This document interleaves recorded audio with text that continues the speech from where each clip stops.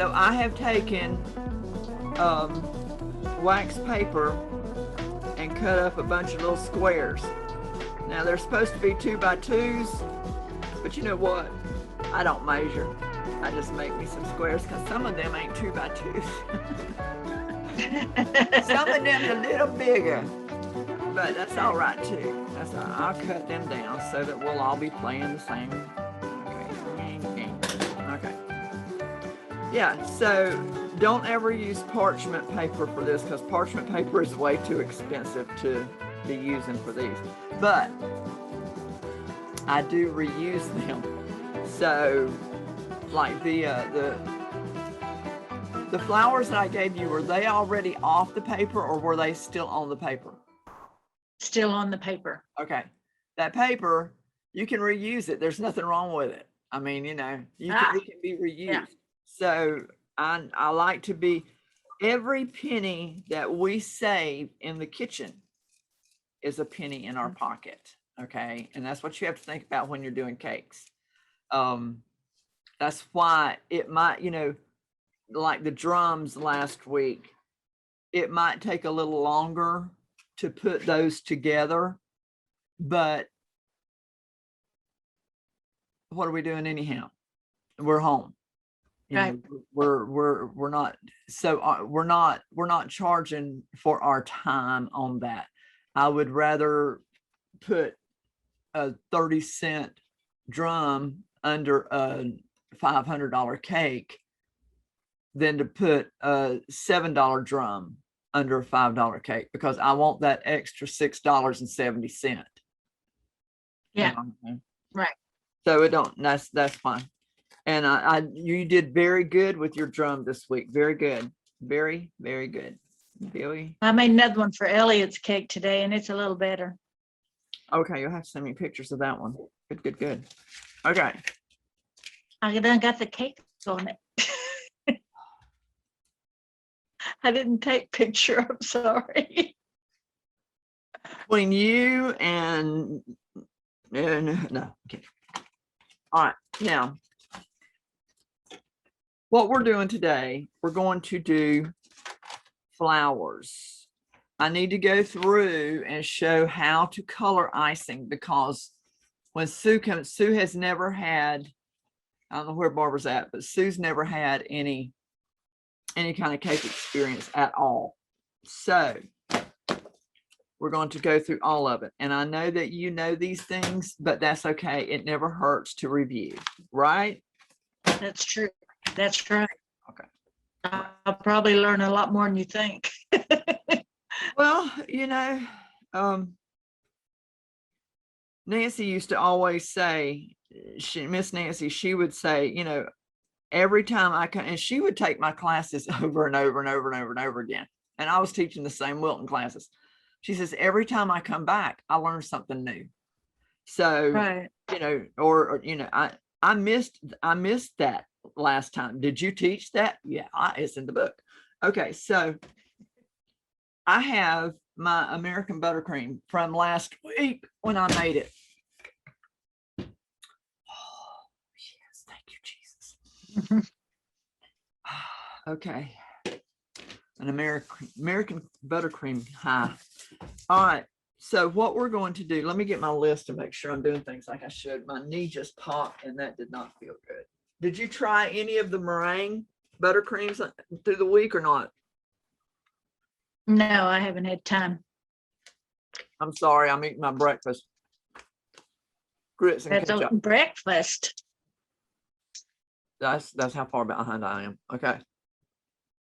Wow. We're going to, I need to go through all of it, so that's okay. You'll learn, you'll remember or review. Where is mine? There. I am doing what I can to get this stuff out of here. Lord have mercy. Okay, I'm too old for this. All right.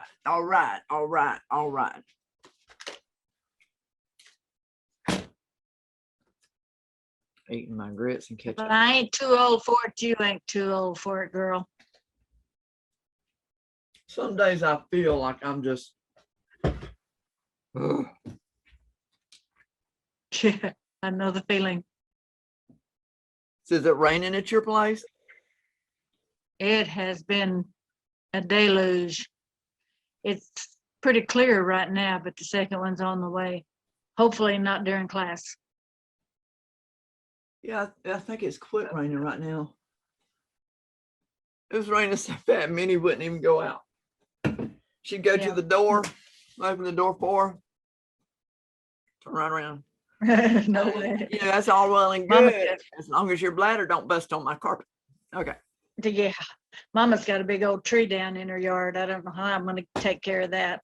There's a lot of trees and stuff down, not here at our house, Yeah. but all around here. Okay. This is for this is not only for even though Peggy's the only one that has. What did I do with my bags? There they are. I am normally more prepared than this, but that's okay. You know what? You can do it. It's been a really good week. Really good week. In fact, let's pray.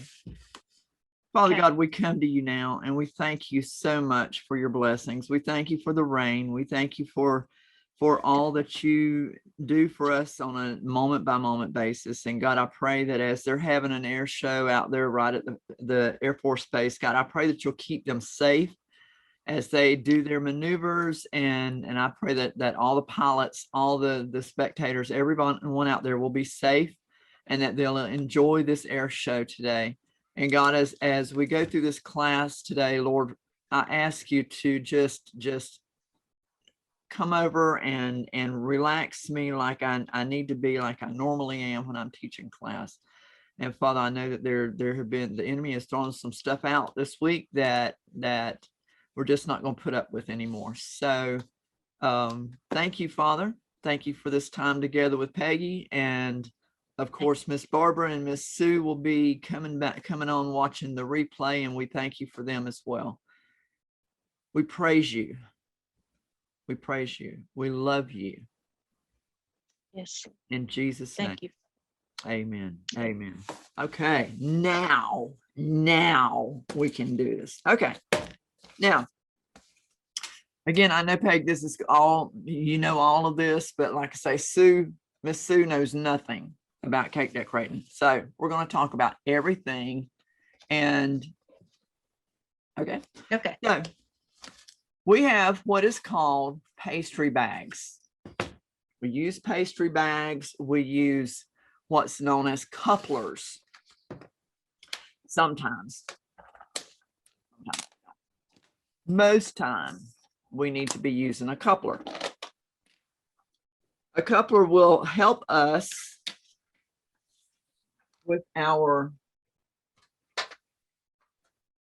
changing of the tips.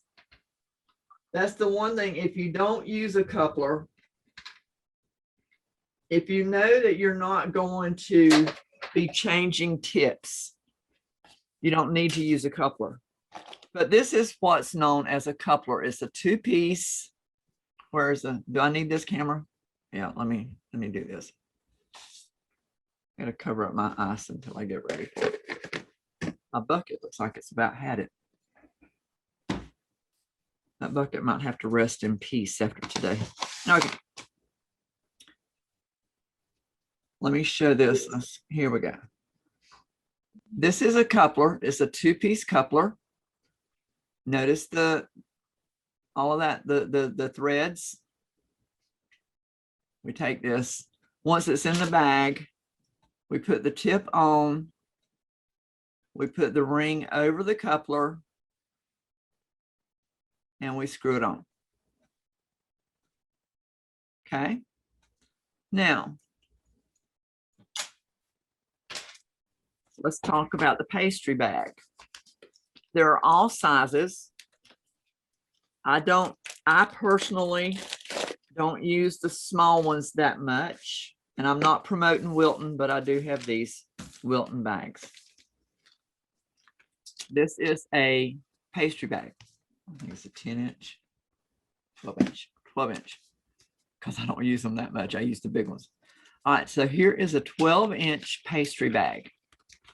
They're not all going to say Wilton, but you know, depends on where you get them.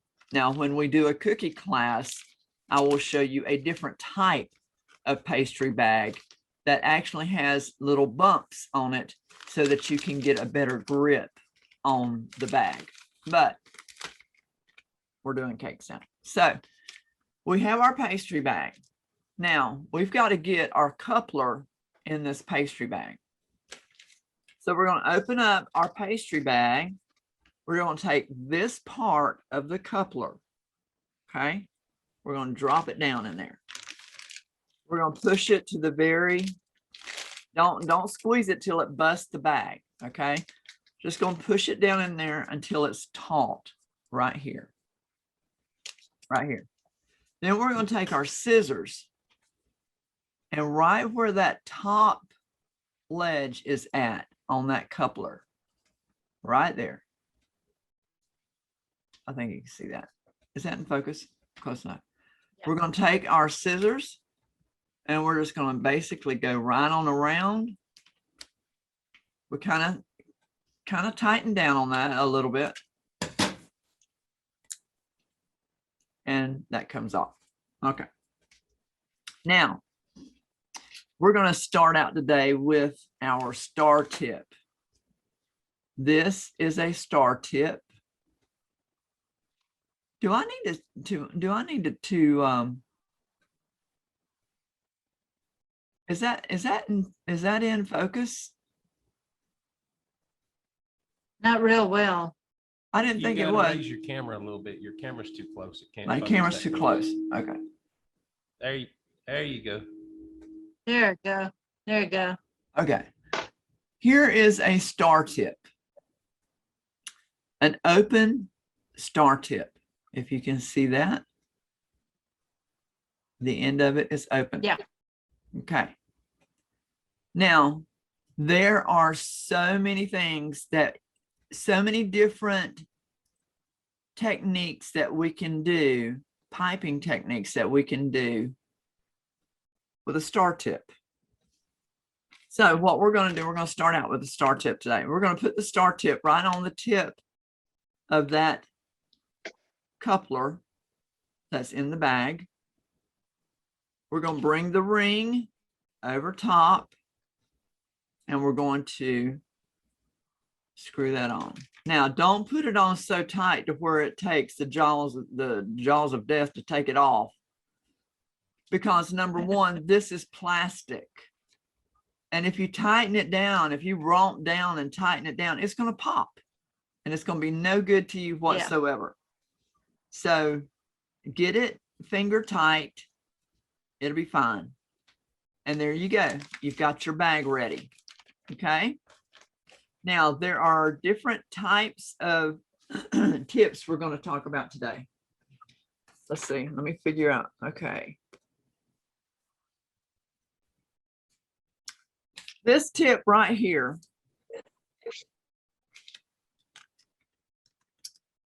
This tip is going to do our little rosettes. This tip is going to do, let me show you. Okay, bring me back to this camera, please. There you go. Okay, this tip is going to do every one of these right here. This tip is going to do the rope border. Same tip.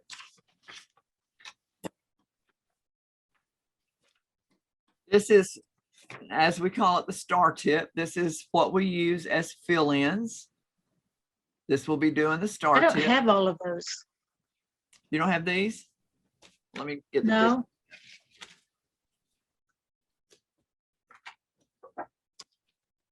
You never sent us the second round.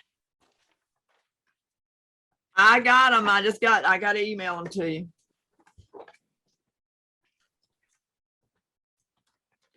But here, let me pull the big ones so that I know you've got the big ones.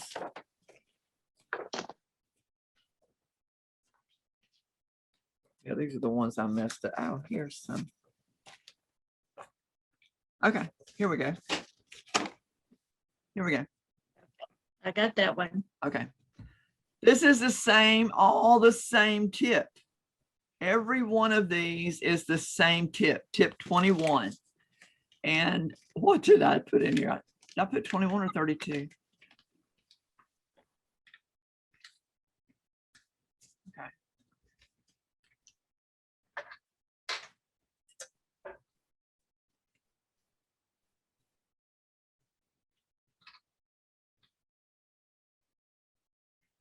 I put the 32 in here. Let me get the 21. Here's another thing I will show you. On Wilton's tips, I don't know if you can see it well, but there will be engraved on the side of the tip the number 21 is right Yeah. there. Okay. And it says Korea. We're not going to worry about that. We're not going to worry about that.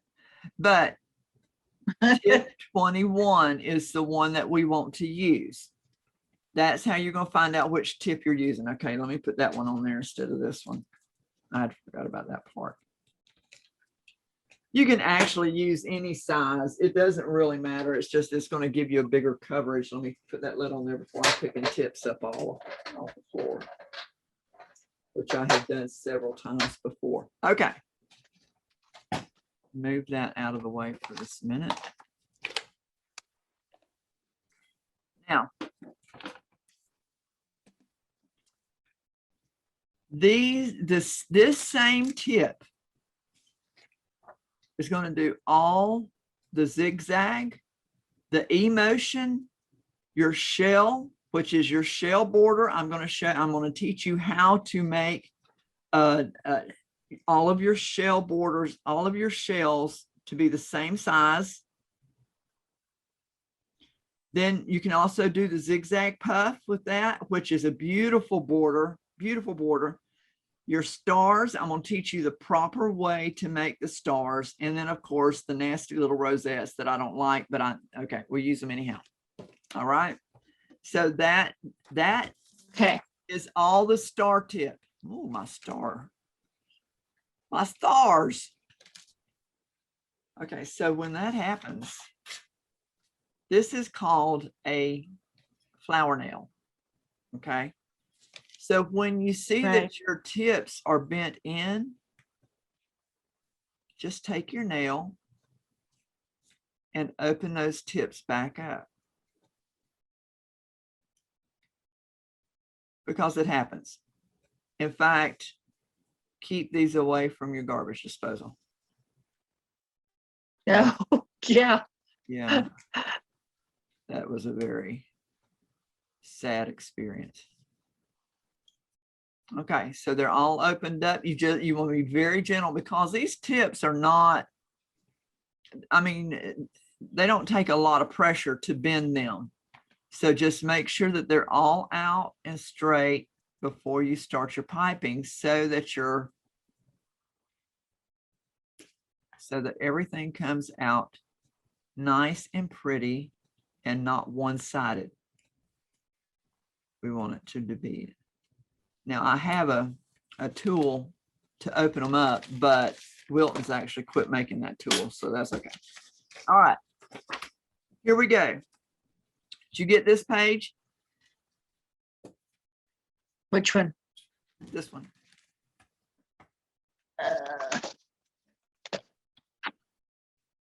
Yes. Okay. Same tip. Same tip. We're going to do the rope border, the reverse shell. I'm going to teach you all of these today. The colonial scroll. I love that. Makes a beautiful, beautiful addition. There goes the planes again. Makes a beautiful addition on the side of your cake, on the sides. And as Right. you can also start it on the top and scroll it down the edge of the cake and pull it out. Beautiful, beautiful. There's so much you can add to that too. Then the horizontal C, this is, we're going to be doing that. Then the figure 8. A lot of these, now this one especially, is used to teach you. This one is a practice.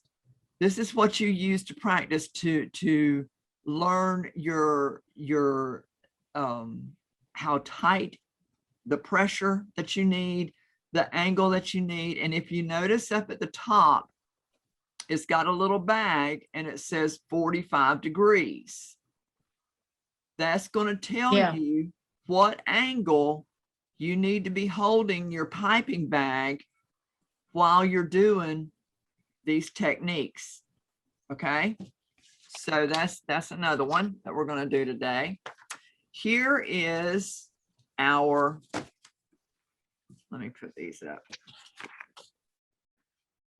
I'll have these to you. I'm sorry. I'll have these to you, but we're going to use them today. But anyhow, so here is the basket weave. A lot of people shy away from the basket weave, and I don't know why. It looks hard. The basket It weave, looks hard. That's why. well, okay. But when you've got somebody that can teach you and knows what they're doing, I'm going to show you. And again, that's what, when you're on the side of your cake, that's why I said, go to Harbor Freight and get this. Mhm. This is one of the best tools. I mean, I have sold more. I should have bought a case full. All of my students have went to Harbor Freight and got it. I should have been, Aldi should have paid me a fee and Right. Harbor Freight, because I have sent all of my students, I've sent them to Harbor Freight to get tools to use. Okay. This right here, because it sits flat and you've got your straight, it's straight up and down. And that's exactly what you need. That way you're not, your basket weave Right. isn't, okay. Your basket weave is staying straight. Get you one of these. Yeah. $1.99. Harbor Freight, $1.99. Don't go getting the big honking ones. You don't, because if you put that basket weave on a big honking cake, you lost your mind. That's all I'm gonna say. This is big enough. This is the 6-inch, 7-inch. 1, 2, 3, 4, 5, 6, 7-inch. 7 inches tall. If you're doing a basket weave on a cake taller than that, you're on your own. I won't even tackle that. So it's all about spacing and keeping our lines straight. This right here is this is what's going to help us with that. Okay. All right. So we're going to learn the basket weave. The basket weave can be done with any tip you want to use. Now, if you'll notice on this paper, we have the traditional basket weave, tip number 47. We have the traditional basket weave there. Okay. Now, a variation of that same tip is right here. Because if you notice, the horizontals are flat and the verticals have the ridges. If you turn that tip over, you're going to get the flat horizontals. So you can use the same tip to do this. All you're going to do is be flipping the tip back and forth, back and forth. Now this one up here is completely done with the ridges all the way through. But this one, we're going to flip the tip. Let me find that tip so that I can show those who might not.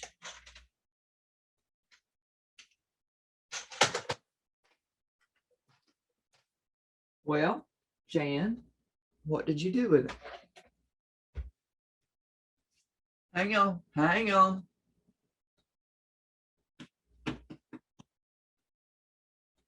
Really? Where in the world? Where are my other tips?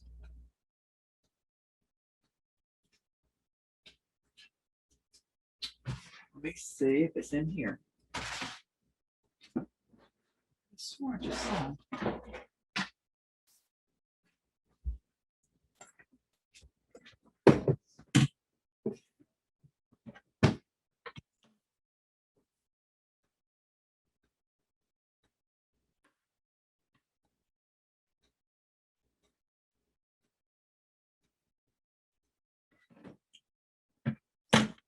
Oh, I know. Hang on, hang on. Let me get it. Let me see if I can get to it. Hang on. Hey.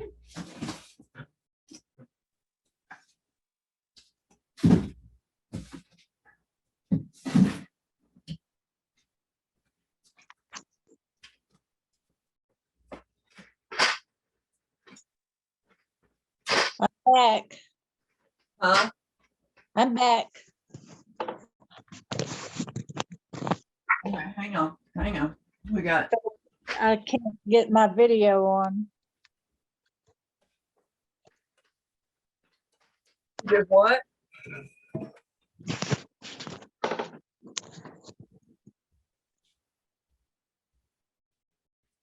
Okay, no. All right. Almost hit the camera. Sorry. My camera, how do I turn my camera on? It's not working. I don't know. There's a, you just had it on. What happened? It on the Wi-Fi on the computer. Huh. You just had it on. Recording in progress. She's got such a pretty voice. Okay. So here we are. We have this tip 47 right here. And one side of it, as you can see, has the teeth. One side of it has the teeth on it, Right. and one side of it is flat. Okay. So this one, this basket weave is done with all of the teeth facing up, because when we run our icing, that's going to make the ridges in the icing. So this one is done the traditional way. Okay. Okay. Now we've taken this one and we've kind of untraditionalized it. We've swapped it up a bit, and we're doing the verticals with the teeth up, and we're flipping the bag, and we're doing the horizontals with the flat, just to give it some variation. Okay. You can Okay. do it the other way. You can do the verticals flat and the horizontals with the teeth. It doesn't matter. It's just mixing it up some. Okay. Now, same basket weave, but we're using tip 5. Hang on.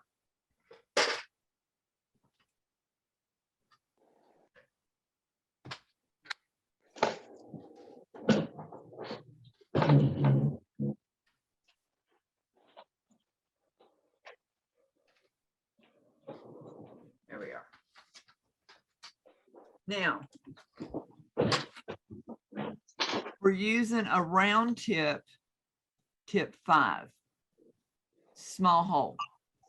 I will tell you this, I ain't about to do this basket weave. I'm not doing any basket weaves with this tip right here, because that's going to take a mighty forever. So Amen. what I'm going to do is I'm going to go up and I'm going to go to tip 10. And again, the numbers are engraved on the side of the tip right there. Every tip is going to have a number on it. So the difference in these two tips, the size is going to make a world of difference in time. Now,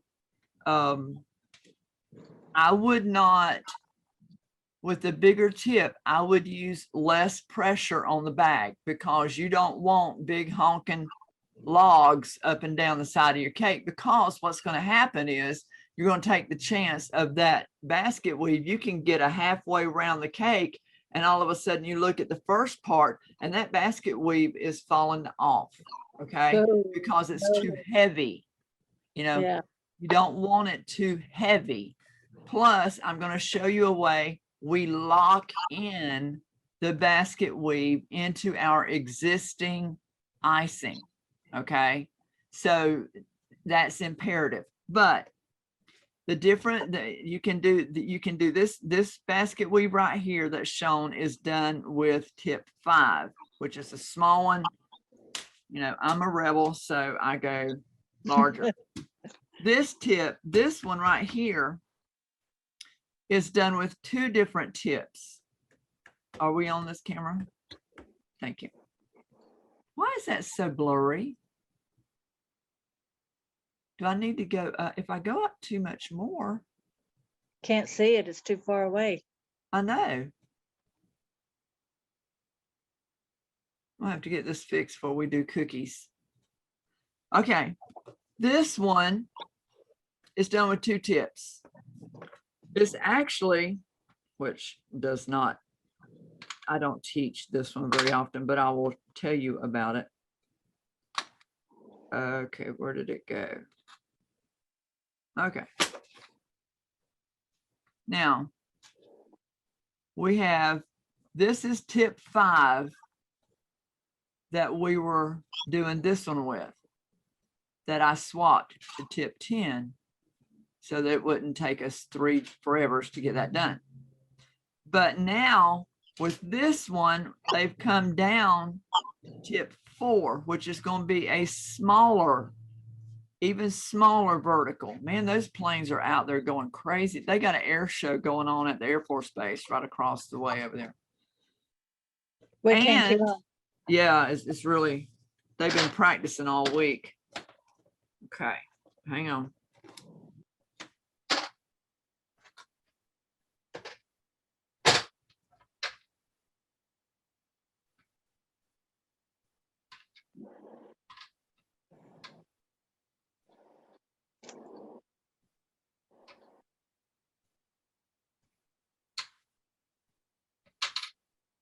Why can't I hold a tip today?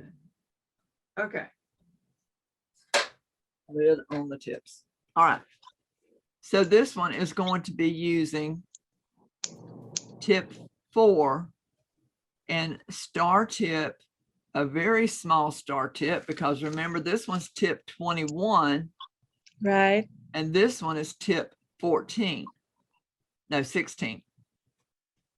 16. 16. So, you know, once you get the feel, the whole thing about basket weave is getting the repetition down, getting how it's done, how, you know, a lot of people think that you go through and do all the verticals first. No. You start with one vertical line and you go across. I'll teach you how to do that. Okay. So then do you have this page? Did I send you this page? Because there was a set that I sent y'all. Yes. Okay. Oh, wait a minute. Wrong one. Yes, I got it. All right. Here is, now this is going to use a different tip, but we're going to use it with the star tip. So we're going to teach the E motion variation, and we're going to teach the C motion. Huge difference in those. And then we're not doing the drop strings this time. The drop strings is going to be in when I teach the Lambeth. I am going to teach a Lambeth class. So we're not going to do any drop strings of any kind this lesson. No. Because we've got to use royal icing for that. I'm not going to put you through buttercream. Did you get this page? Let me look. Yes. Okay. Again, a star tip. This one's using star tip 16. You use any size, but we're going to be learning all of the reverse shell and the shell, all of that. These are beautiful, beautiful, beautiful borders. Or you can put them through the middle of your tier to add the decoration. That would be just gorgeous. Same thing here. We're going to be doing the reverse shell with the C motion. And if you notice underneath, it gives you the direction. You know, you start here and you come around here. Where the big dot is at, that's where you're going to start. Okay. All right. Now with this one, the big dot's here. Of course, we're going to start here and I'll show you how to make that swirl. When we're doing this one, we're going to start up at the top, come around, and then come around and meet it. Next one, start at the top, come around, and that's how you get your line. But where the big dot is at is where we start our piping.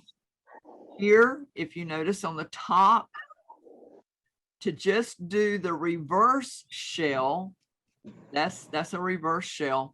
See where the big dot's at? That's where we start and we come around.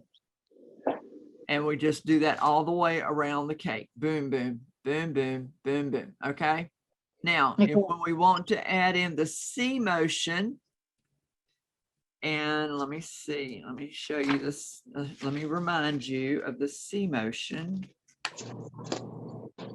I know these names don't mean squat to It's purple. some folks. They don't, you know, the C motion is like, what? Oh, here it is. Okay. So what we're doing, we're combining the reverse shell, that reverse shell, we're combining it with that C motion right there. Okay. So Yeah. that's how we get this. Gotcha. No, I'm sorry. This Oh, one. it's the top one. Yeah. This, we do the reverse shell, that reverse shell, and then we add the C motion here. Okay. Right. But there's a little bit different technique with this C motion. If you notice on this C motion, pull that sheet back out and look at it. I got it. Okay. Notice where the two big dots are at. Yeah. You're going to the left first. You're going to let off the pressure. You're going to start on the right, go on the right, come back around and meet right in the middle. Okay. Right. That's that C motion.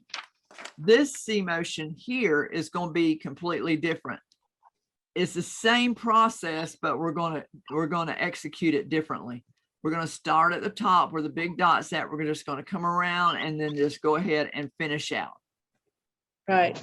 Because when you're doing this on the side of a cake, you can't, you know, you don't have a whole lot of ways to maneuver. So you get that C motion out. Let's see. What else do we have? We just went through that. We're going to be doing some, I'm going to teach you how to do vine work. Vine work is, I just love a beautiful vine on a floral cake, a spring cake, even a Christmas cake. Beautiful vines. Notice again, the 45 degrees. These pages are so instrumental in teaching us.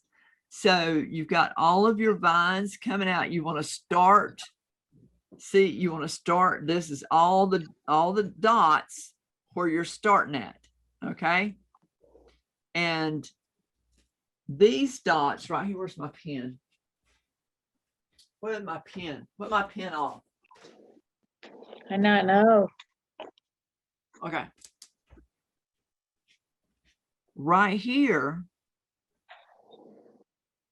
these, I can't believe I'm writing on my paper, but I am. These short ones are for our leaves. That tells us which way to carry our leaves. Okay, when we do our leaves, these short ones. Are they disconnected? We draw the line and then we do the leaf on top of it?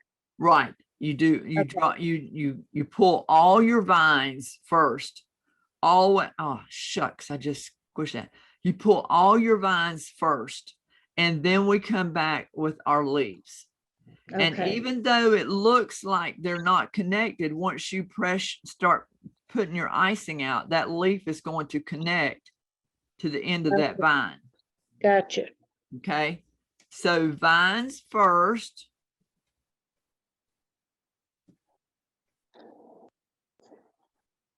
Leaves second.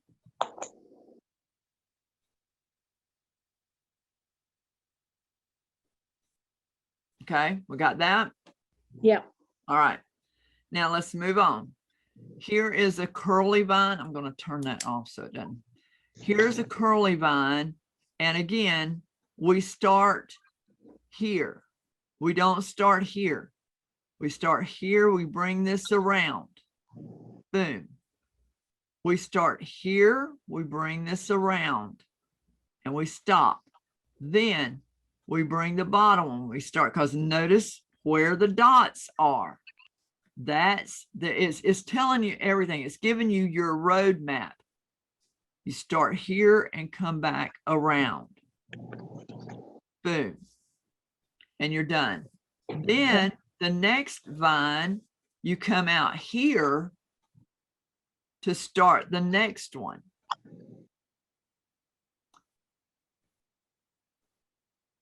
Always, you're gonna, that's gonna give you your length. Right, You know, gotcha. once you figure out how wide this vine is, like if, you know, okay, this vine is 4.5. All right. So what you're going to do, you're going to come out from your cake on the right-hand side of that. You're going to come out and just take your toothpick and make a dot here and a dot at your 4.5, so that you know that's where you're going to wind up again. And that gives Okay. you your measurements. Okay. Okay. All Hey, I'll right. be right back. I'll be right back. Okay.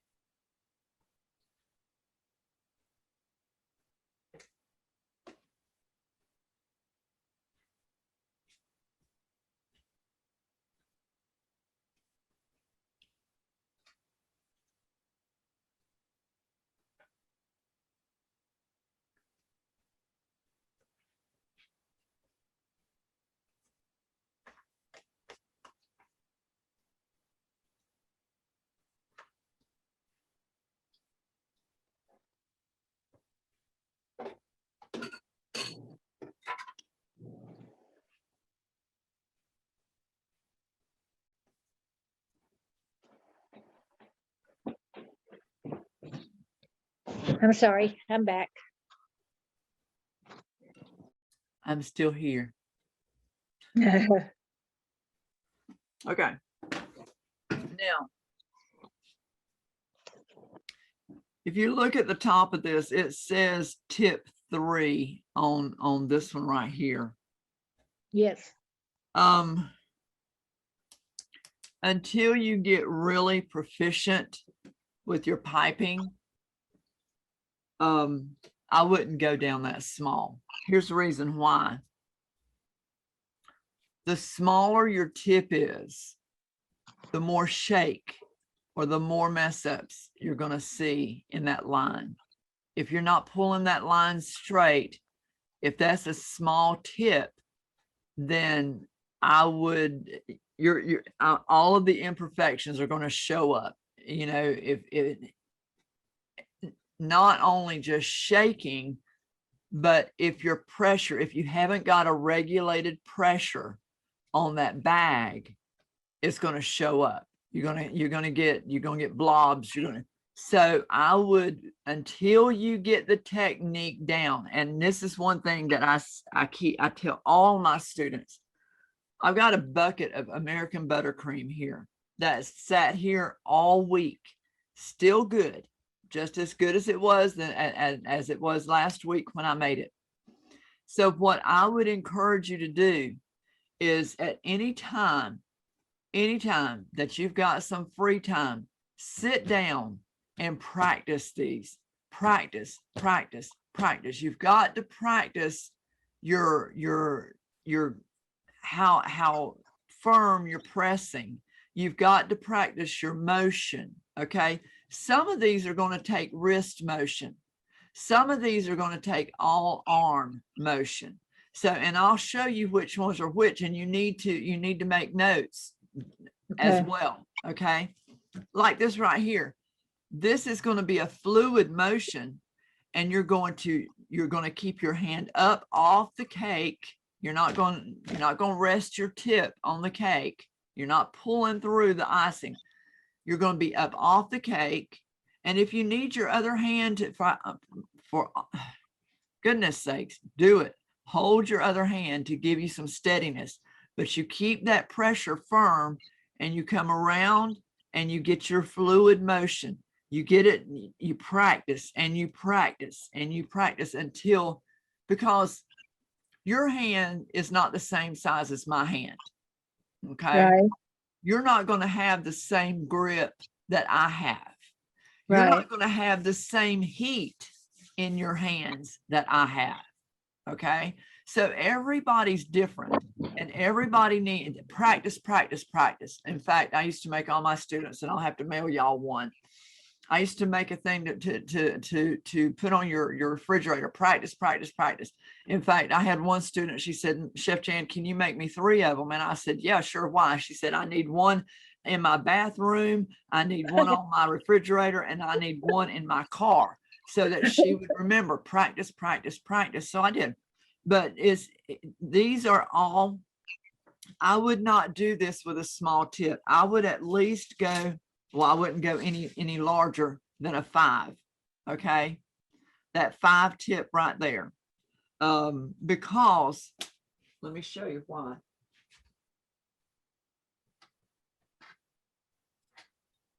Now, when we get into Lambeth, that's going to be a whole different story. Okay.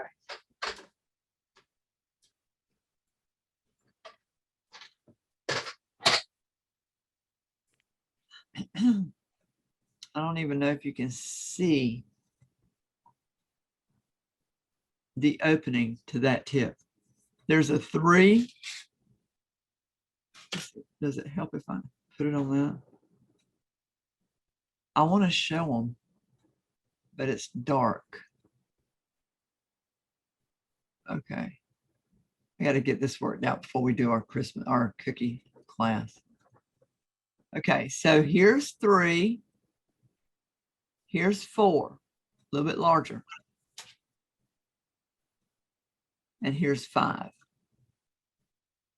Now, in Lambeth, we'll go down to a 00. That's how small we'll go down. My. So that's why I need y'all to have the fluidation, the technique, the pressure, everything pretty much mastered before we go into Lambeth, because Lambeth will drive you insane, because Lambeth method is all about the small, intricate piping. So that's and like I say, the 00, you can barely get a pin through it. That's not this course, right? That's the next course. No, Lambeth is going to be something completely different, and I've really got, I got to do some praying on that one, because that one is intense. Yeah. The Lambeth course is intense. When I got certified, I was there for a week, Oh, my. and I mean 8 hours a day. So it's intense. By the time Dale would come and pick me up for lunch, we had to go to Chicago, and Dale would come and pick me up for lunch, and I would be exhausted just from the morning session, and then have to come back and do the afternoon session. Lambeth is intense, but that big 5-tier cake that I won Best in Show with, that still Mhm. people are talking about today, Yeah, that was all done in Lambeth. yeah. That Yeah. was, I mean, it was, the technique is brilliant. It was derived in 1920 by a man named Joe Lambeth. And he's the one over in London, in the Mhm. UK. He's the one that came up with that piping technique. And that's what they use on the royal cakes. That's everything. When you pull up a royal cake, you're going to see it's waning again. Okay. All right, now let's look at this. Let's look at the next one. This is vines with dots, and dots add so much. People don't understand. Dots are a filler, but they are a filler that is, I mean, it brings subtleness. It brings a level of exquisite to your design. Okay. So right here on this page, on this bottom one, and it's saying to do it with 2 and 3. I'm going to say do it with 4 and 5. So make notes of that. Do it with 4 and 5. But right here, is she still here? Oh, okay. Yeah, I'm here. Yeah. You're up on the top on the very little part of my screen. But anyhow, okay. So here we are with this one. Again, we're holding our bag at 45 degrees. Okay. Okay. Notice where the big dot's at, where we begin at. We start here, and we're going to fluidly come through and do our vine. Boom. Okay. Then we're going to come off of the vine with little swerves. Then we're going to start our dots, and we put our dots around. Now, we start off with a larger dot, and as you can see that in the picture. Now, there's 2 ways to do that. I don't like swapping tips no more than I have to. So Yeah. these larger dots, all you got to do is apply a little more pressure, and then as you get around, your pressure is going to lighten up. And that's the same thing as changing out to your smaller tip. You're just going to start with a heavier pressure here and work your way down to a small, very minute pressure at the end. Okay? Got Okay. that? Got Got that? it. Gotten it. Here is you got this one. I know you got this one. This is our writing. This is one of the most scariest things that any kind of cake decorator. There are professional decorators that have been in the business for years that still to this day will not write on a cake. Oh, I hate it. They won't do it. Some of them, I've seen their handwriting, and I understand why. But at the same time, you can still train your hand with a piping bag to do. I mean, this type right here, this square lettering, Yeah. beautiful. Do you have to go into cursive? No. I love this one. This is a fun one. You do it with dots, and all you do is take, I don't know if I've got mine here or not.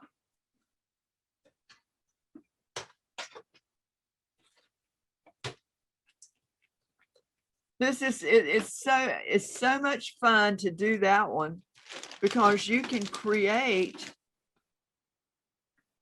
you can get these, this one's already spelled out. You just press it on the top. This one says wishes, boom, press it on the top. You've got your outline there, piece of cake. Then you just do your dots. Now you've got to make sure they're all uniform. And you do want to use a smaller tip for that. Now, let me tell you what I do. What I will do is I will come with tip 5, and I will do just like this. I will press out these letters, boom, boom, boom, in a much bigger, a much bigger line, and then come back with a smaller tip and put these dots on top. And that gives you some dimension and it gives you some whimsical look to it. This right here, these are a lifesaver. There are days that, there have been days that I have piped so much and I just can't handle it anymore. So here's congratulations, birthday. I don't know if you have any of these or not. These are so old. No, I don't. So old. Anniversary, wishes, happy, best, so you've got the generic, the general ones, best wishes, happy anniversary, happy birthday, and congratulations. Yeah. These are so old. These are some of the first ones that I had whenever I first started doing cakes. So that's why they look so bad. But now there's that is what I would do. To write freehanded on a cake, I would avoid that as much as possible until you get some practice in. Okay. Once you get your practice in, then start venturing out. But then, and only then, use a cake ground. Okay. Like as if you're writing on top of the cake. Mark off where you've got your florals at. And, that way you know how much space you have. And start practicing. When you get it done, if it messes up, take a spatula, scrape it off, start over again. Just keep on and keep on and keep on until number one, you've got your lettering straight and you've got your lettering all the same size. And if you're doing cursive, it's all at the same angle. Just practice, practice, practice. These right here are the best things in the world to practice on because it gives you an idea of, what your cake is. If you've got a border around your cake, go ahead and mark out where that border at, how far around that border comes. And then you know how much real estate you've got left. Let's say all this up here is flowers. Okay, so you're going to come around through here. And in this space, this is where you've got your space to write whatever message you're supposed to be writing. Okay. Practice, practice, practice, practice. And that, again, use all of these techniques. I highly encourage you to, let's see, let's do happy birthday. Okay. So where's my camera at? Okay. So I can take, let's see, I've got happy birthday. We don't want to put birthday upside down. Okay. So you can do one of two things. You can stack it like that. You can do it at an angle. You can do them both centered. You know, any way you want to do it. And if you need to,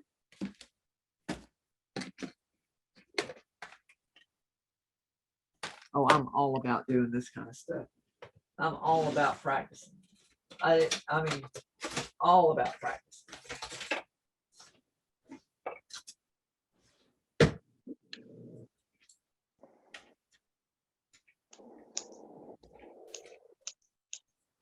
If you need to, let's put some icing out there. These boards are cheap, and it helps you. If it's going to help you get to the place you need to be, by all means. I mean, now if you was buying those expensive Wilton boards, I would say no, don't. But when you go buy a case, you've got plenty to practice with. Okay. So we've got this area, our real estate here that we have.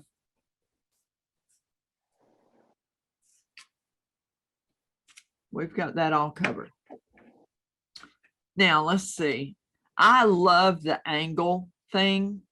So I'm going to set that there. Lift it up. There you go. I don't know if you can see that. No, I didn't think so. I got to do something with this camera.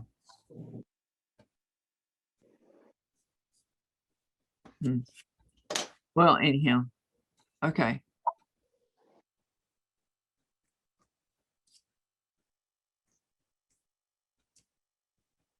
I can see that one. Okay, so I didn't press it. Okay. So you've got this.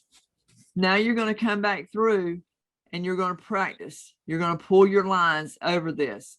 And again, once you're done, if you don't like if you don't like it, if it's not, you know, and this is practice, you're just going to take this and scrape it all off. You can actually use this same icing. I haven't thinned it up yet. Still stiff. You can use the same icing, go back, ice that spot over again, start again. Doesn't matter if you've got the color off your, and you don't even have to color your icing, but it does help when you're practicing so that you can see where your lines and where your pressure changes. You know, because when your pressure changes, you're going to have blobs. So we're going to come back in. We're going to do the, and you don't want to press. Maybe you can see that one better. Yeah.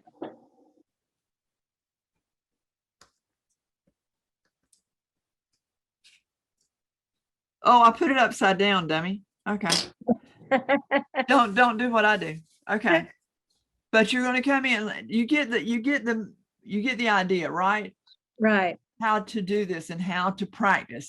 And just because you know, if you spend a couple hours practicing this and this board's greasy, don't worry about it. Set it off to the side, let it kind of come back to, you can use it. You can reuse the board. You can even turn it over and do it. It doesn't matter. But you can get a lot of good use out of one board. Where can you get those? Those are the ones that's in the case at the chef store, the pizza boards. No, I mean the lettering thingies. Oh, the letter things, you can get them. Joanne sells them. Hobby Lobby sells them. Now, I believe now they've got a lot more different words than what, I mean, this set right here is 20 years old at least. So they've got a lot more. In fact, they've got those that you can make your own messages with. Yeah, I've got one of those, but it's Yeah, not I that gave big. you had one of those. That's the same thing. Same thing. Okay. Yeah. Okay. And you can make your own messages with, and you can make names out of it and all of that. Right. Yeah. Yeah. Right. You got one. Okay. I thought, I was thinking, sitting here thinking, I thought I put that in, yeah. So that's what you're going to use. and just keep practicing with it. Just keep over and over and over. The problem with the hoity-toity cake decorators that they don't want to spend the time practicing on that. They want to spend their time practicing on other techniques, which, to be honest with you, I don't agree with that mentality, but yeah, hey, whatever. Okay. All right. So we got the writing thing out of the we've looked over the vines.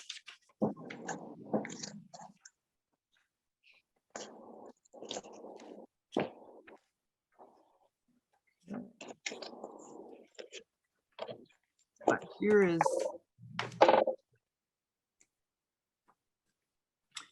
this one.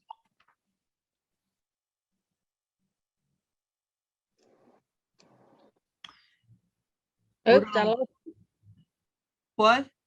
there you are. Oh. What he did to me? Now Okay. you disappeared. We are going to do the Cornelli lace. Have you ever done Cornelli lace before? I've tried. We're going to work on that. Okay. I'm not going to worry about the heart drop strings because those are something that we're going to do with Lambeth.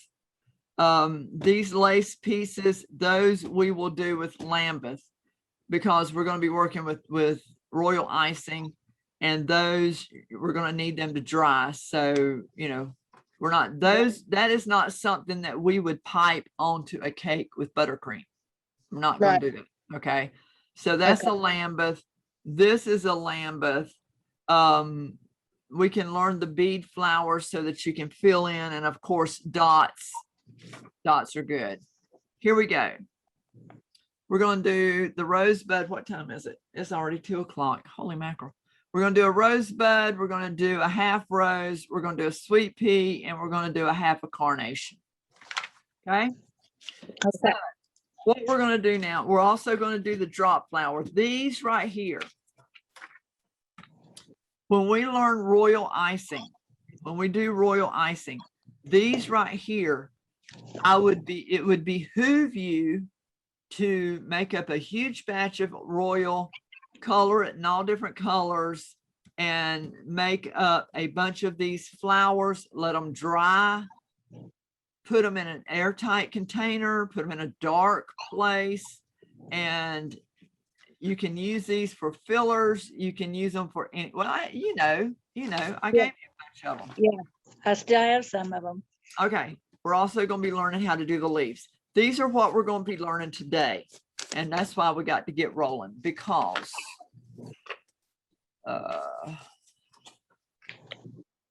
none of this, we're not going to do all this stuff right here is what we're going to learn in Lambeth. We'll learn all this in the Lambeth class, how to do the scallops and the string work that connects the scallops. It's really intense. Same thing there. And this style is coming back. It is coming back, and it's becoming in style because we've had so many royal weddings, and that's what sets the precedence for what we do. This is all Lambeth. That's all Lambeth. We're going to be doing all that Lambeth. Okay. Now,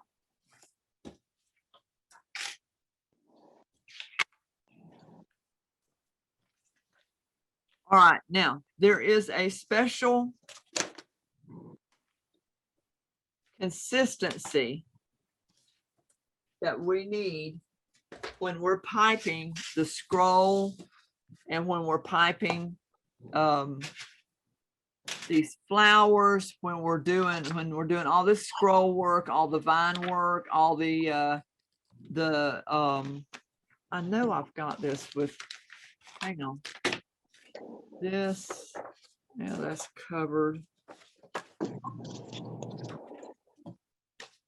Wait a minute, I want to make sure I got the ones that I've got covered, because otherwise I'm going to ruin these sheets.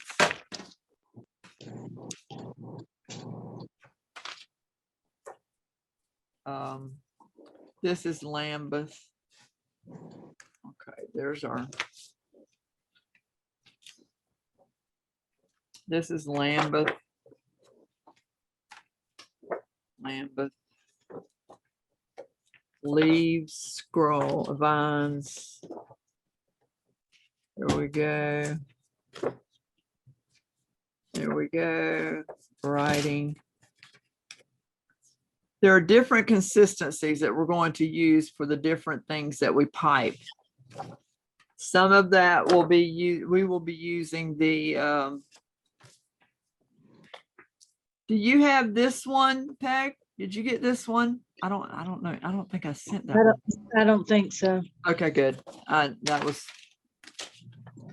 for a more intense class.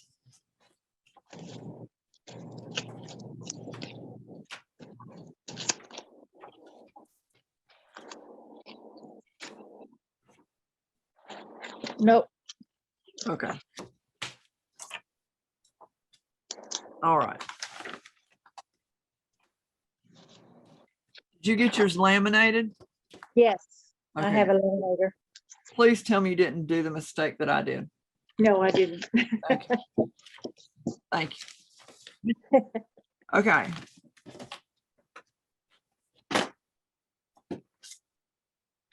When we made our American buttercream last week, fresh out of the mixer bowl, we did it's a stiff consistency. Right.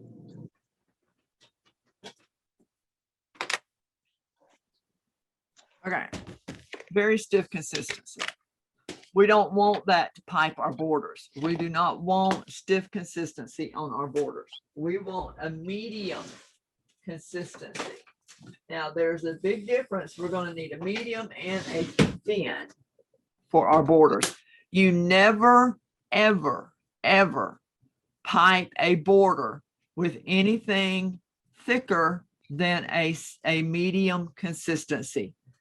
Never pipe a border with thick consistency. Never, never, never. Okay. That's the never, never. Okay. Never, never. Okay. Now, if you, like I say, if you remember last week when we made this, this is some stiff stuff right here now. Yeah. I'm going to go and do 2. Because we're going to do thin consistency. I don't need that much thin. Okay, there's thin. I want to do 2 mediums because I want to do 2 different colors.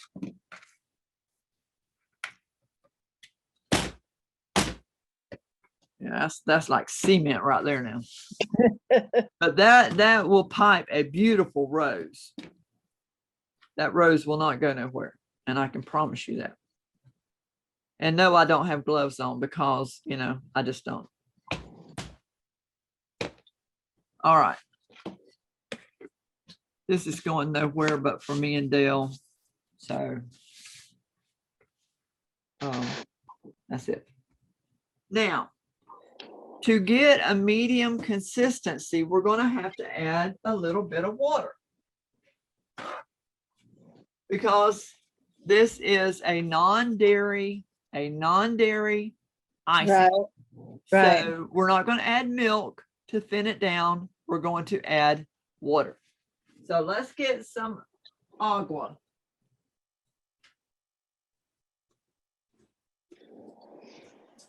I actually like to have my thin down water to be distilled. In fact, I have some distilled water right here. I just got done distilling. I distilled some. Okay. Now, I normally like to have my water in a spray bottle like this, but not with vinegar in it, but a spray bottle like this. And because I'm not going to spray the vinegar in there, but when you spray it, you get a spritz, and that is a very minute amount of water because you don't want to go too much too fast. So, take your, it's so tempting for me to put this vinegar in there. So you just take but I don't have it. Where is my water? Oh, I know where my water's at. Never mind. So that's what I normally do. I like to spritz my water in there. Okay, so we're going for, these two are going to be medium. Okay, we're going to put that one off to the side right now. We're going, before you color your icing, always get it to the consistency you want it, because your color will change as you add water. All right, it will loosen the color up.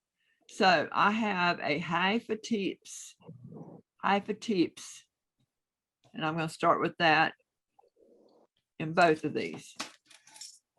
And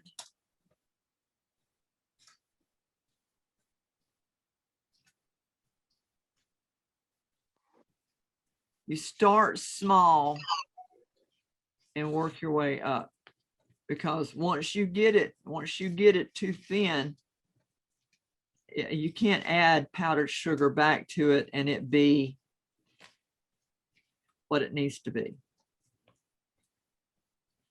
So already, do you see how it's loosening up there? Yeah. Just that one tisp. Now, you're going to go through and go, okay, I need a half a tisp. Okay, so that's still a little bit,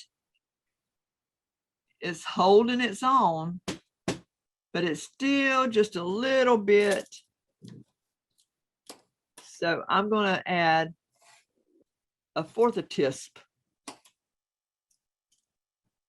to that. And let's see what we can do. I think this is probably going to be it.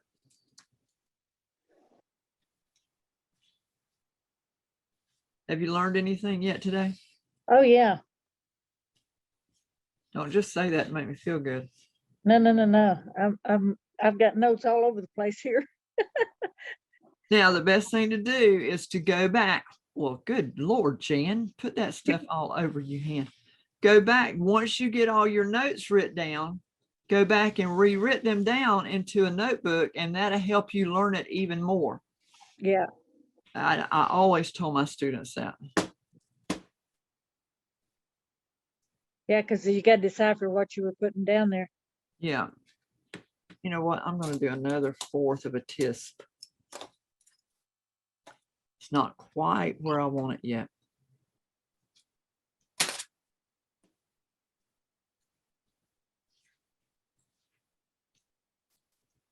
Okay. All right. We're cooking with gas now.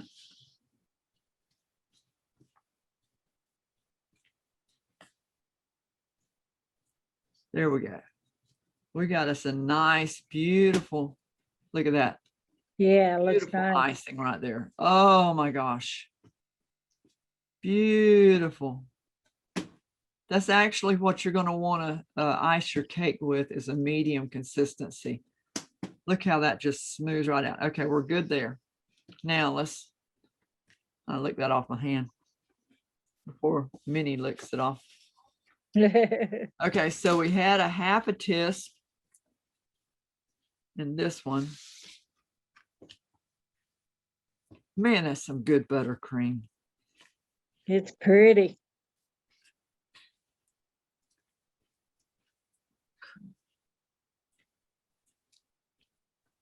All right, we're going to go with another fourth.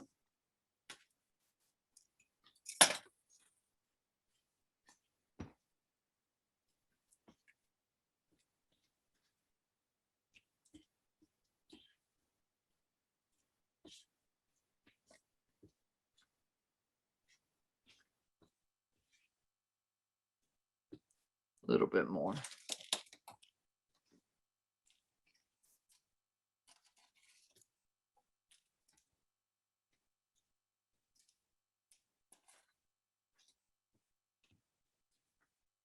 Okay.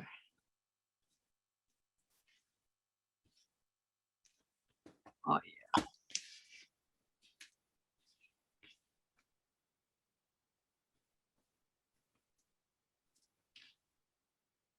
Oh, yeah.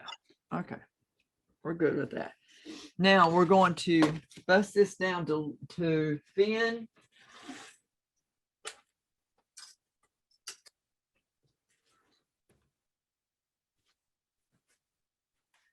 Okay, so we're gonna start right out the gate. We're gonna put a tisp in there. Notice I've got less icing in there, so. But I do want it to be thin.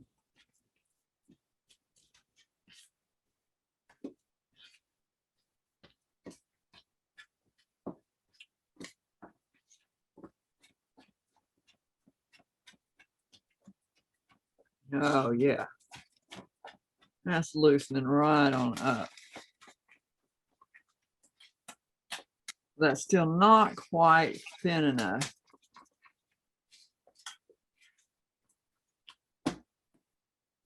See how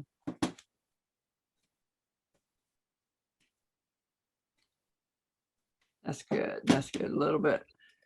A fourth of a tisp more, and I think we have arrived.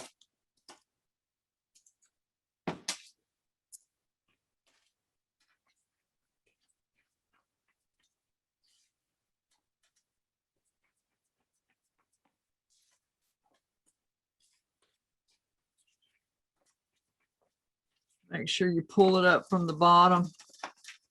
Get everything mixed in real nice and good. Yeah.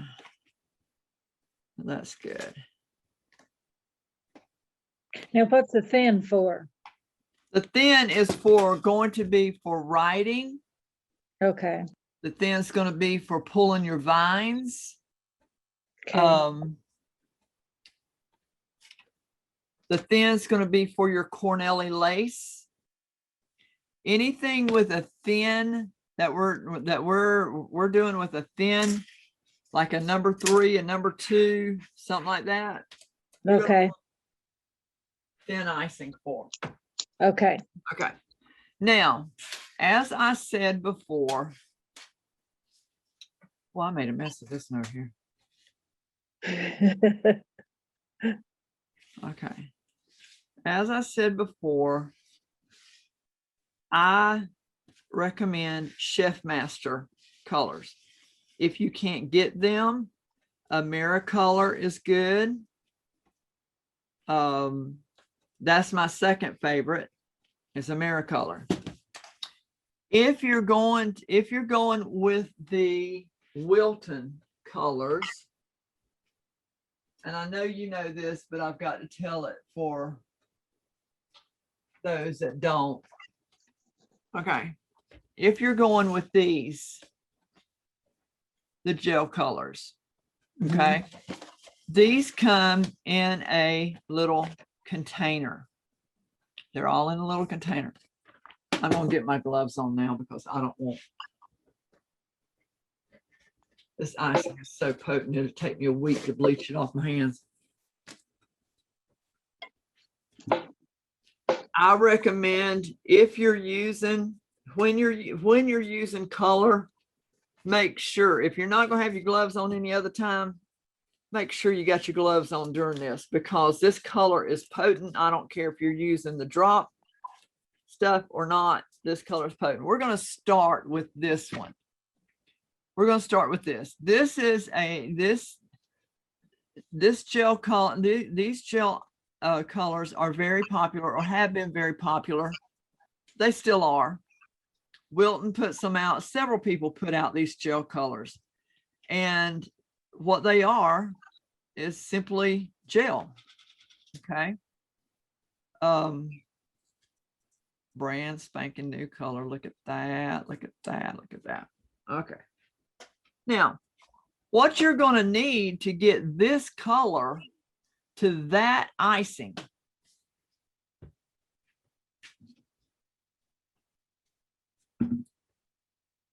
is some handy dandy toothpicks. Now, toothpicks are cheap. I buy them by the, how many? There's 800 in a box. I got 4, 6, 7, 8 boxes.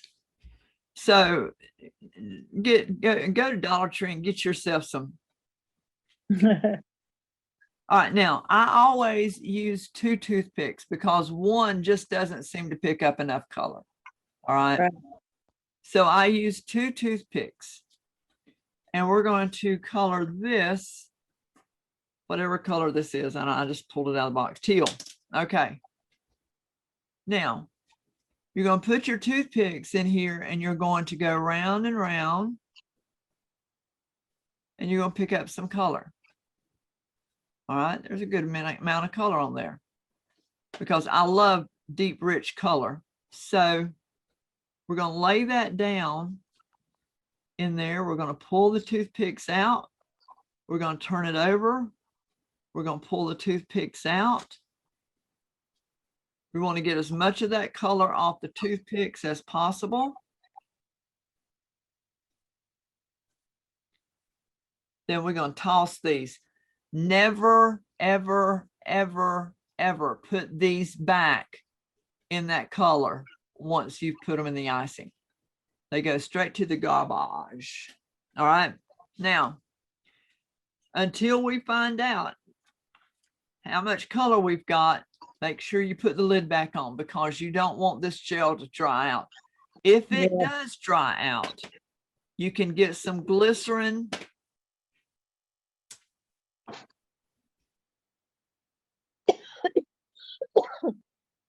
Well, I don't know where I put it, but anyhow, you can get some glycerin. It's right there. If you go to Hobby Lobby, it's right by the coloring. If you go to Walmart, it's right by the coloring.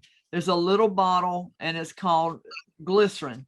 And all you'll do is put a few drops in here, take you a toothpick, and it'll revitalize it. It won't be dry. It won't be dry. The glycerin will wake it up.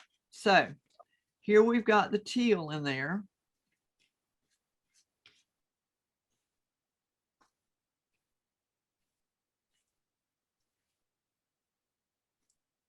Oh, I love this color. That is beautiful.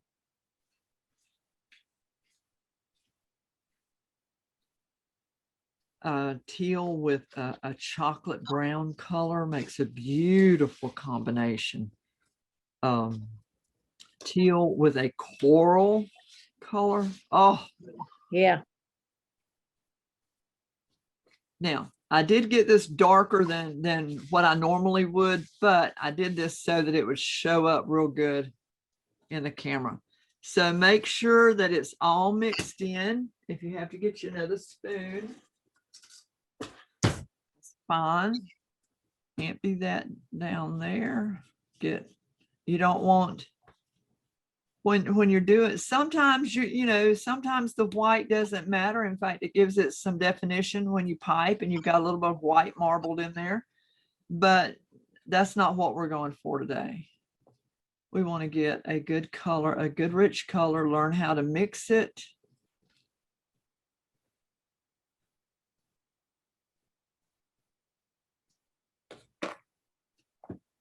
Get it all mixed in.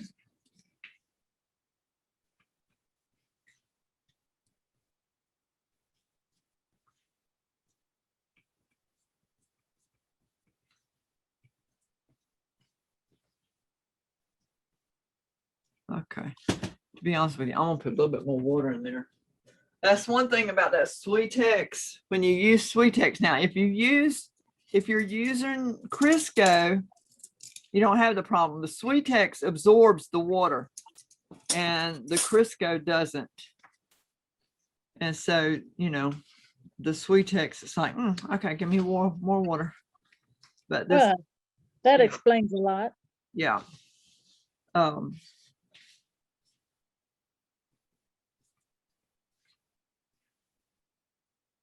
It's that high ratio shortening. It will absorb the water and man, that's pretty. Beautiful, beautiful. Okay, now what we're going to do, I'm going to move the water off of here so I don't soak myself. A lot of people use a glass. to put their bag down in, and then they fold the glass over. Let me show that technique, because old girl here does not do that. Okay, a lot of people will take a glass, they'll put their bag down in it and fold it over the glass.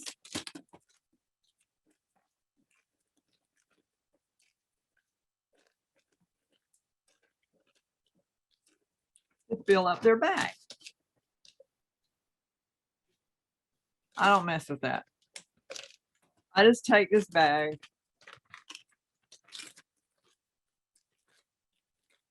because here's the reason why. Again, everybody's hand is a different size. Okay. You want to fill this bag up enough to where it sits when you're piping, it sits right in the palm of your hand. That gives you the best control. If you've got a bag that's overfilled, you're not going to have control over that bag. And what we're trying to learn now is control. We've got to learn control. So what I do is I take my bag, put my hand up in there and wrap that bag over just like I did with the glass. But this time I'm putting it in my hand so that I can also feel how much icing I'm getting in there. Okay. You can't feel it in a glass. So we're going to take, oh, this is so pretty. Now I will say this. All right. You see this color. Can we swap down? You see this color. Oh man, it looks green in that camera. But if you take this color, cover it real nice and good. If you create all of your colors the day before you ice your cake, this color and cover it real good so that no air gets into it. Because again, this is crusting buttercream. Yeah. Your colors will bloom overnight. They will get darker. They will get richer. It will not be, if you take a picture of what this is now and let it sit overnight, and then in the morning come back and look, this is going to be a richer color than what it is right now. Same thing you got to remember. If you're doing a wedding cake and you match you're trying to match the swatches that the bride's given you for the bridesmaids or whatever colors they're using. Let's say you get this icing ready and it matches the swatches like perfect. Okay. But you're 3 days out from getting that cake done. That color's not going to match in 3 days. In 3 days, that color is going to bloom. And it's going to be a richer, a darker, it's not going to be the same color you started out with. So keep that in mind when you're doing a wedding cake or any cake that you're having, like bridal shower cake, any kind of cake that maybe somebody has given you the birthday announcement, the birthday invitation, and there's the colors of the color theme of the party. And you go and match that and you match it too soon, your colors aren't going to match when it comes time to put the cake together. So just keep that in the back of your mind. Do they continue to darken or just pretty much Yes. the first 24 hours? They will continue to darken. Oh, okay. They will continue to bloom. Yes, they will. And another way to darken, I don't know if I should even talk about this right now. If I wanted a richer teal than what I've got right here, and not use any more of the coloring. Okay. What I'm going to do with this icing is I'm going to pop it in the microwave and I'm going to heat it up and it's going to become a soup, not a pour out tomato soup type consistency, but it's going to become soupy. And then I'm going to cover it over, put it in the refrigerator and let it solidify again. And if you keep a little bit out from before you microwaved it, and then you bring it out of the refrigerator after it has, heating it up will also bloom that color real fast. So that's how, if you see people that's got that deep dark purple or the deep dark blues and reds and stuff like that, that's how they're doing it.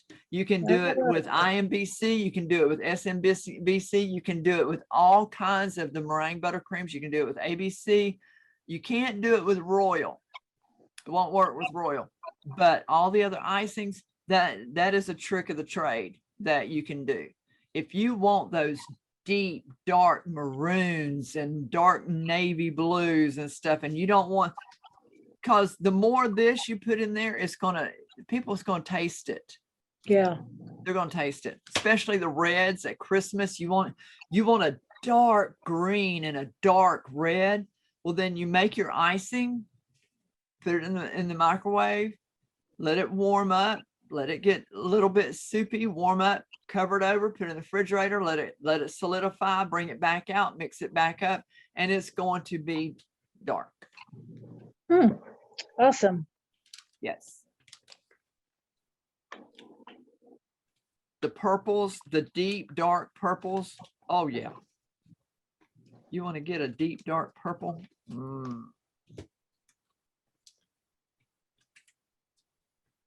And without using all the gel.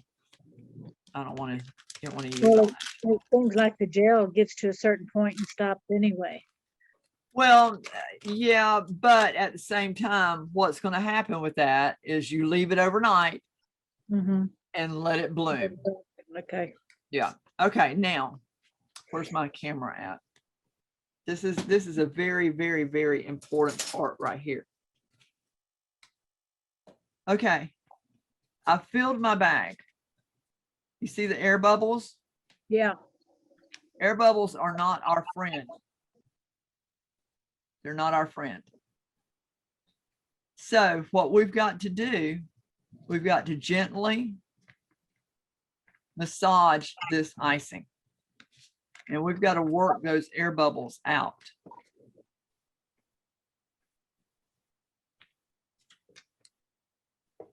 We do not. We are anti-air bubble. And that sounds like a shirt. Need to make a shirt. I am anti-air bubbles.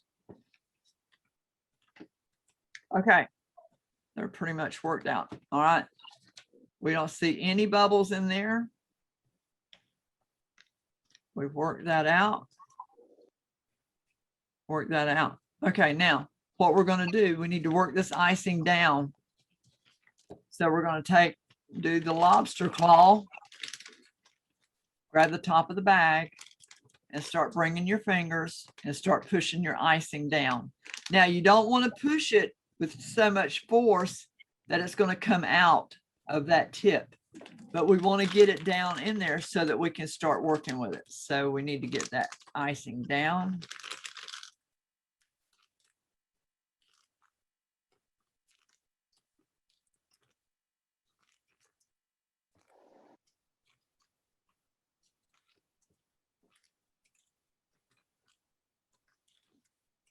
Now I am naturally going to fill my bag up more than most other people will because my hand is so much larger. But at the same time, I have hot hands. When I get to working and I get intense into what I'm doing, the heat comes out in my hands. And what happens when you get the heat with your buttercream, it starts breaking down and it gets real loose.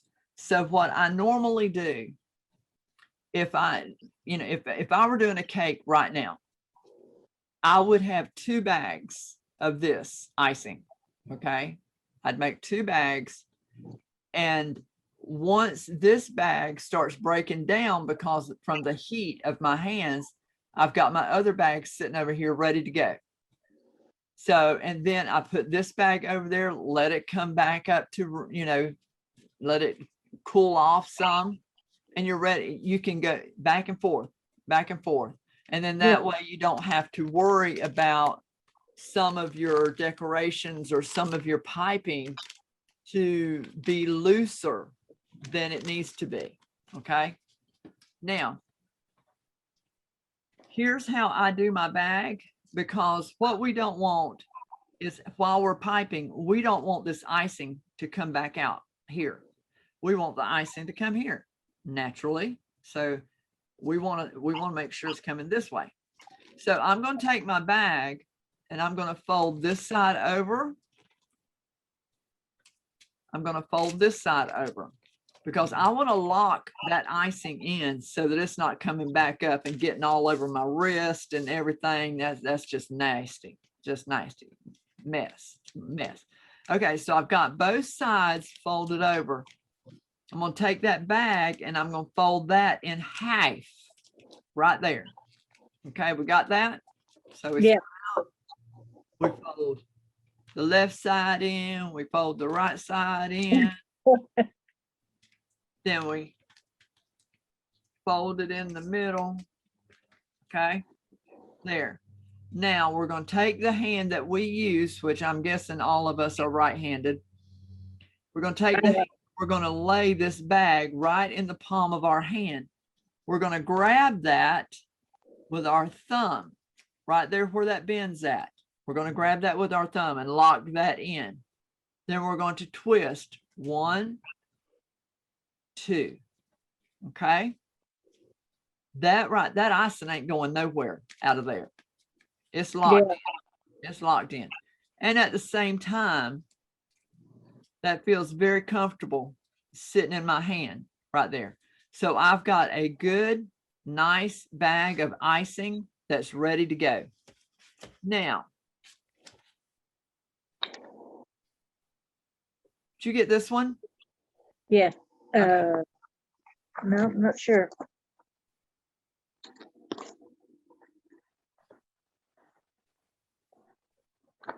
No. Well, darn, where's the one with the, actually, that's not the one I want to start with.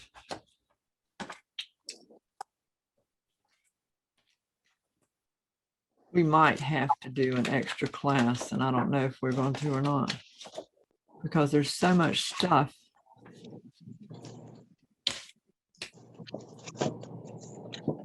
Okay, hang on.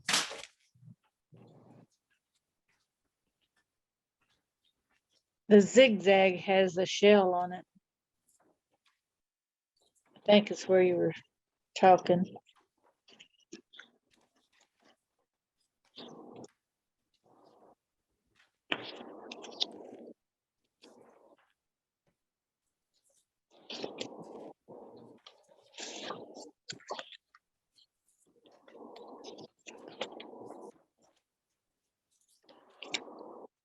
Here, yes, that's it.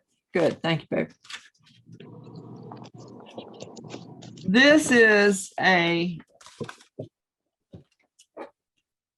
going to be, this is what we're going to do first, okay?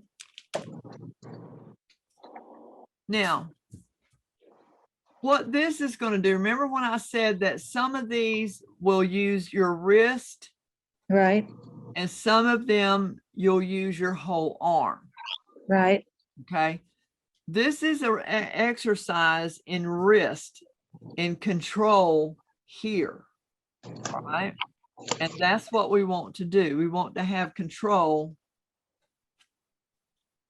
We want to control our wrist. We need to learn control with our wrist. If you notice up at the top left corner, it says 45 degrees. So I've got my bag at a 45-degree angle. Yeah. Right, like this. Okay.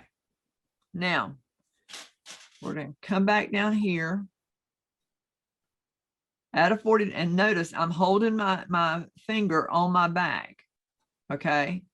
Because nobody has shakier hands than I do, and I always have all my life, and that's just who I am. So I steady my bag with my finger right here. Now, we're not gonna lay the tip on the cake. We're not gonna lay the tip on the cake. We're gonna be right above, I mean, just a hair above. And we're gonna start pressing. and we're going to start pressing, and we're going to come down. We're going to go up, come down, go up, come down, go up, come down, go up, come down, go up, maintaining the same pressure all the way through. Maintaining the same pressure and keeping that zigzag as straight as possible. Okay. Now, let me show you what happens if we don't maintain the right pressure.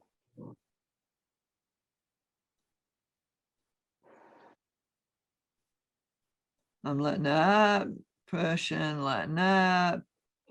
And if we don't keep our, we've got to be very conscious of what we're doing, how we're guiding our tip to keep it straight. We don't want that right there. Right. We don't want a thin. See how if I let off of the bag, what happens with the pressure? Right.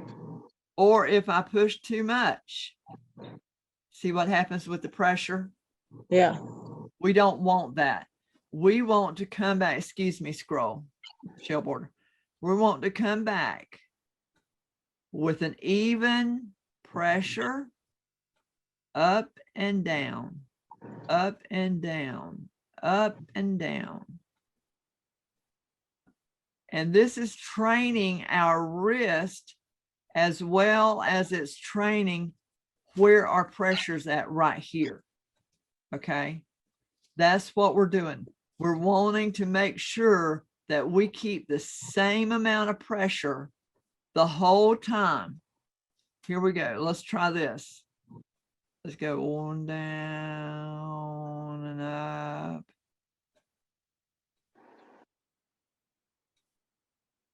Now, what that's teaching us, okay, now, if I did this and I pushed through and I went through real fast and all the time, you know, that's not maintaining pressure. See the difference? Yeah. Okay. This is the stuff we need to practice on constantly. That right there is what's going to give you the power over this icing bag. Because all it is sugar. And people are so afraid of piping. But you have to take the power over that bag. You have to do that. Let's do this one right here. All right, so we're going to press out. We're going to come and we're going to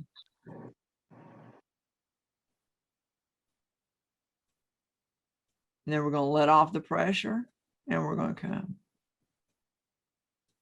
See that? Yeah. Okay. Made it look easy. Well, again, it takes practice. It Yeah. takes practice. One of the main things, like this one right here, and I know that you don't have this one, but okay, here is the wavy line, and this is what we use to build our hands. And this one actually is you're using your whole hand. So you're going to do this, you're going to come around.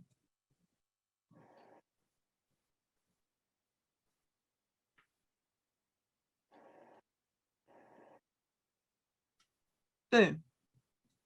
Okay. Yeah. That tip never touched that cake. These are cakes. That tip never touched that cake. I touched it to start. I lifted up off the cake and I started pressing. And I pressed. My arm is moving. It's not in my wrist. It's in my arm. Okay. Now, if I'm going to use my wrist, I'm gonna be in trouble because my wrist is only gonna go so far. And then I've got to move my whole arm out. Yeah, Notice the spots there. I had more pressure there than I had there. You know, I had more pressure there. And if you notice on the hills, I had pressure. When I came down to the valley, it kind of, it leveled off a little bit, and then I came back and I had a lot of pressure. So you just want to touch the tip to the cake, start your icing flowing, lift your tip off the cake, work your way across. Don't get in a hurry and do that right there. See what happens? yeah, And don't slow down. Here, I've touched it.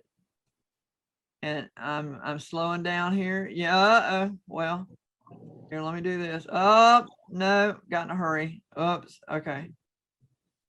See the difference? yeah.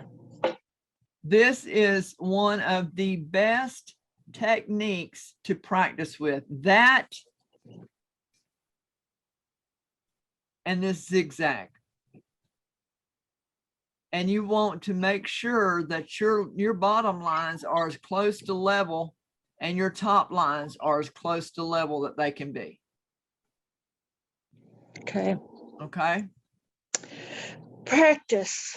Practice, practice, practice. I'll send you one of my. Okay.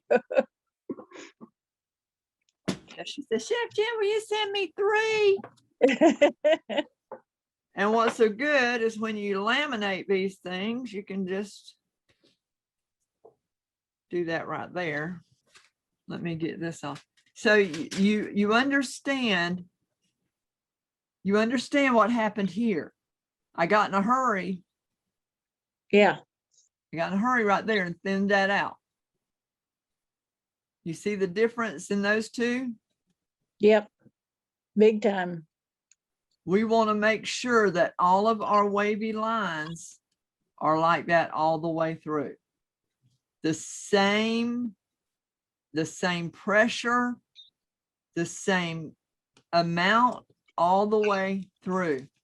We can do this, we can, you know, and a lot of people, that's how they're going to start out, you know, and that's okay because you're learning.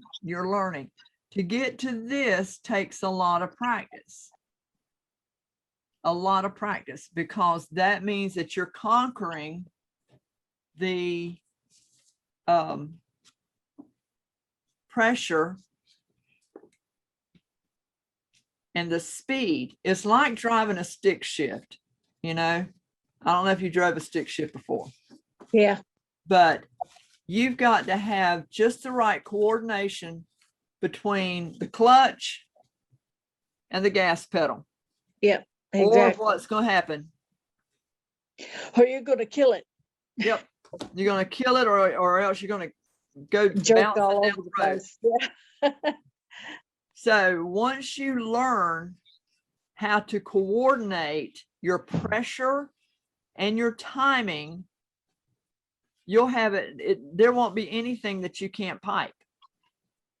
That's why it's so important to learn these practice skills.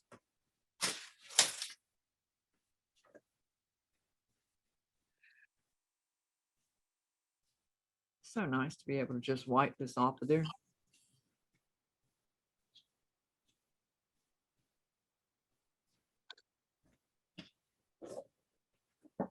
Okay, now.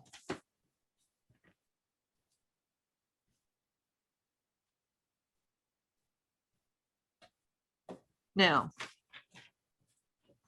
let's get back to this. We're going to do stars. Before we do the shell border, we're going to do the stars. Okay. I do need to load my bag, but we're going to be all right with this right now. What time is it? 3. I got 1 more hour. I don't think we're going to get through everything in 1 more hour. But It's okay. this is just so important These exercises are so important. Okay, now Where's the star? Oh, there it is. Okay. to do a star, a lot of people notice in the left-hand side, it says 90 degrees. Yes. That means your bag is going to be straight up and down. Down. Yeah. Okay. Now, Okay. you don't want to bury this tip in the cake when you're making stars. Right. You don't want to do it. But you want your star to attach to the buttercream, or if you're doing it on fondant or whatever you're doing it on. You want the star to attach, but you don't want to bury the star into your cake. So what we're going to do, we're going to get right above the cake and we're going to press out 1, 2, 3, let off the pressure completely and lift the bag. Now, see that? Let me show you the difference. When we do 1, 2, 3, and we don't let off the pressure and we lift the bag. Let me show you what the difference is.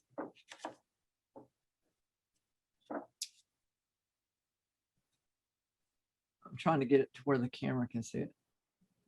Yeah. See how Yeah. flat that first one is? Right. See this one, we didn't let off the pressure Yeah. and we brought it up and it looks like a gumdrop. Count to 3. Why do we count to 3? Okay. What that does, that gives you an even, okay, 1, 2, 3. That gives you a consistent amount of icing for each star that you press out. Okay. Okay. If you're just putting stars everywhere, they're not going to be consistent. Right. You have to make sure, and that's what I'm going to teach you with the shell border as well. You have to come up with a rhythm. Honey, Yeah. there's a white thing in front of your bag there. Look at your table, look at your bag.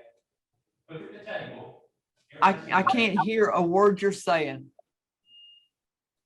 Look at the table. Look at the table. See the icing bag? Yes. Now, move your hand forward. There's something white there. She can't see how you're doing it. There's something white on the table right from your hand. Right here. Looks like a piece of white cardboard. Go forward. Go forward. Go forward. Right there. See it right there? It's blocking your fingers. Go forward, straight ahead. Lower your hand a little. Lower your hand. Lower your hand. Lower. Now go forward. Go forward till it says stop. Keep going, keep going, keep going, keep going. Right there, you just bumped it. See that white thing blocking the view? At the bottom of the screen? Hang on a second, Peggy. I can't hear a word he's saying hardly at all.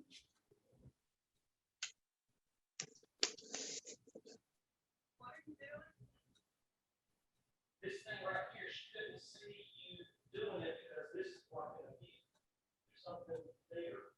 So all she can see is the bag. So I was trying to get your hand up there and push it.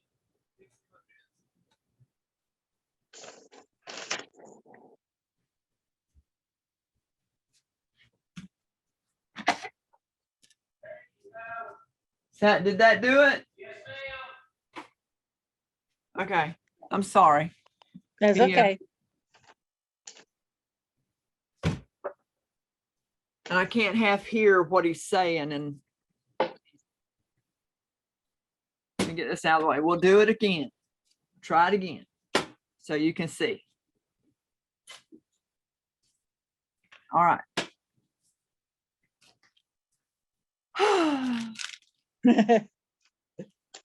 Okay. Now, keep in mind, you always want to keep your tip clean. Always, always keep your tip clean. Okay. Yeah. Now let's try it again. All right, we're going up and down, straight up and down. We're not burying our tip in the cake. Okay.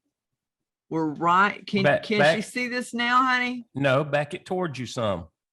Back it up toward, look in your I monitor. can't hear him. Pull it back toward you. There you There. go. Is that good? Yep. Okay. I'm fixing to have to take my bra off on this one now. This is getting me nervous. Okay.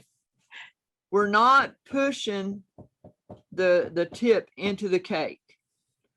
We're right above, and if we need our finger to hold the bag, we're right above the cake and we start mashing our icing. 1, 2, 3. We let off the pressure. We lift up but paper came with me. Okay. 1, 2, 3. Let off the pressure. There we go. Now, if we do it like this, 1, 2, 3, and let off the pressure and pull it up, it's going to have a point. See how she can see this. Let me see. From the side, like you did before. Yeah, See the Yeah. difference? right. See how flat? There you go, right there. There's the flat. Yeah, You want all of them to be flat like this one and not like that one. right. So you let off the pressure before you lift your tip. And here we go again. 1, 2, 3, let off the pressure, lift the tip. 1, 2, 3, let off the pressure and lift the tip. Gotcha. 1, 2, 3, let off the pressure, lift the tip. Now, here's what I wanted to show you. Okay, so the stars have prongs. Okay. Yeah. Got their Yeah. prongs to them. If you're wanting to do a cake and you're wanting to cover, you want to do a fill-in with stars, all right? Mhm. You can't sit these stars beside each other like this Right, because there's going to be white or whatever the base coat is, that's going to show through. So what we need to do is we need to make sure that when we lay our stars, they're locked in like Yeah. that. That's like, let me see.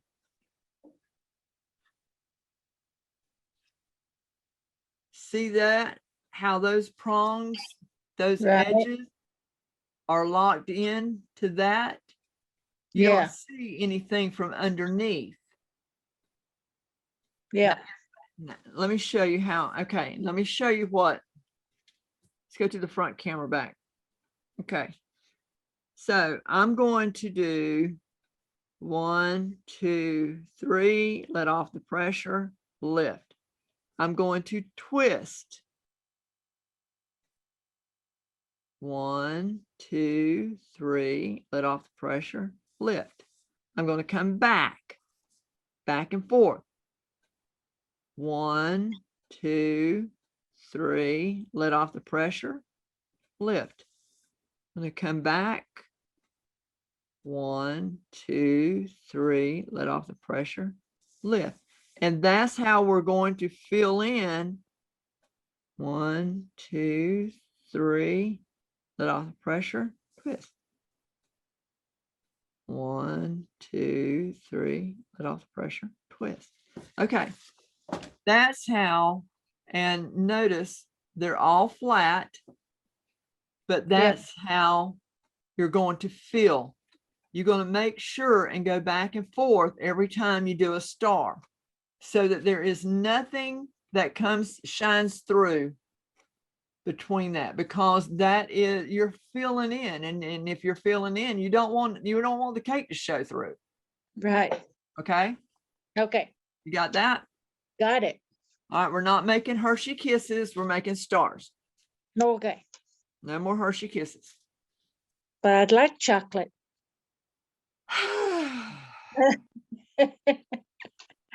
Okay, so here goes our stars.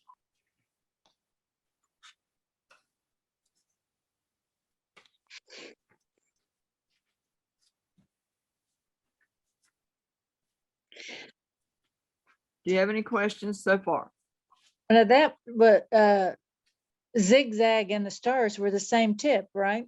Yes, all of these are the same tip. I have not changed tips yet on anything I've done. Okay, The zigzag, the zigzag puff I did right, um, right. right here, all of it's the same. Everything I'm doing on this page is the same tip. I've got 16, 18, no, 21. 21's in here right now. Okay. Okay, okay. Now we're going to do an emotion. An emotion is also a exercise on pressure and how and your speed. Okay. So if you notice right here, it's got the dot. So we're going to start, we're supposed to start here. Okay. Now, if you notice here, it says the bag is straight up and down. We don't have it at the 45. We don't do it like this. We do it straight up and down. Yeah. Yeah. So I might need to go to that camera.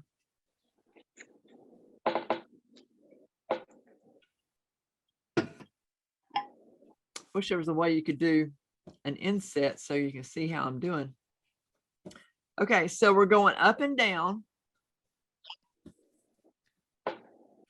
And we're starting where that dot's at. And we're just going around.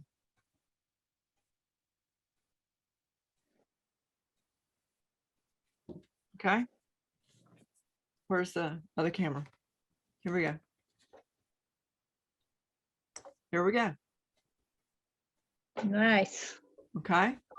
So Okay. what we're going to do, we're going to follow all the way through with that. Mine's going to be a little bigger because they're asking for tip 16, but I'm using tip 21. So it's going to be a bigger swirl. So straight up and down. We're going to go around. We're going to come back. My page just shifted.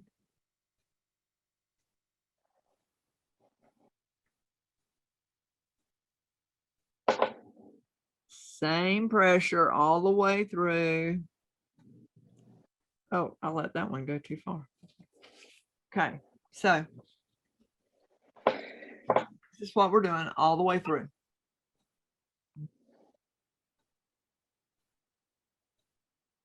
Cool. Okay.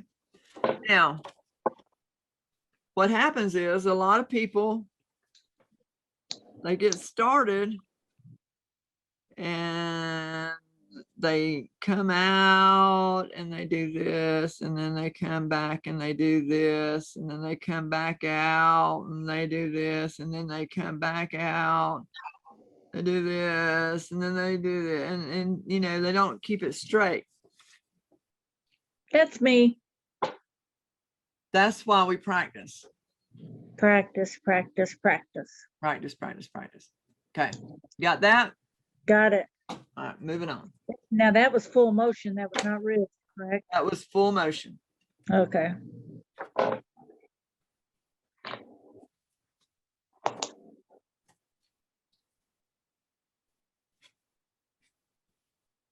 Now, I got to refill my bag.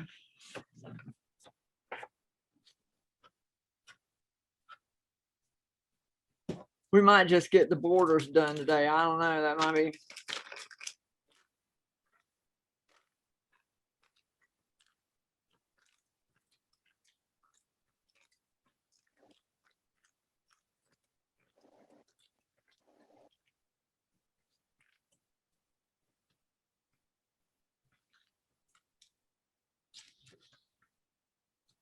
this is a lot of stuff to take in at one time, but what's good about it is you'll have the video to come back and watch forever and ever. Yeah. Because it's on a secret YouTube channel that nobody can get to unless you have a link.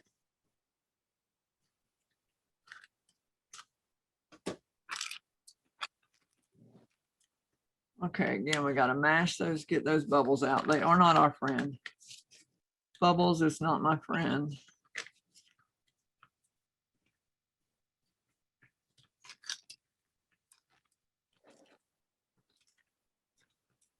Now, we're gonna do those nasty little rosettes so I can get those done and out of the way.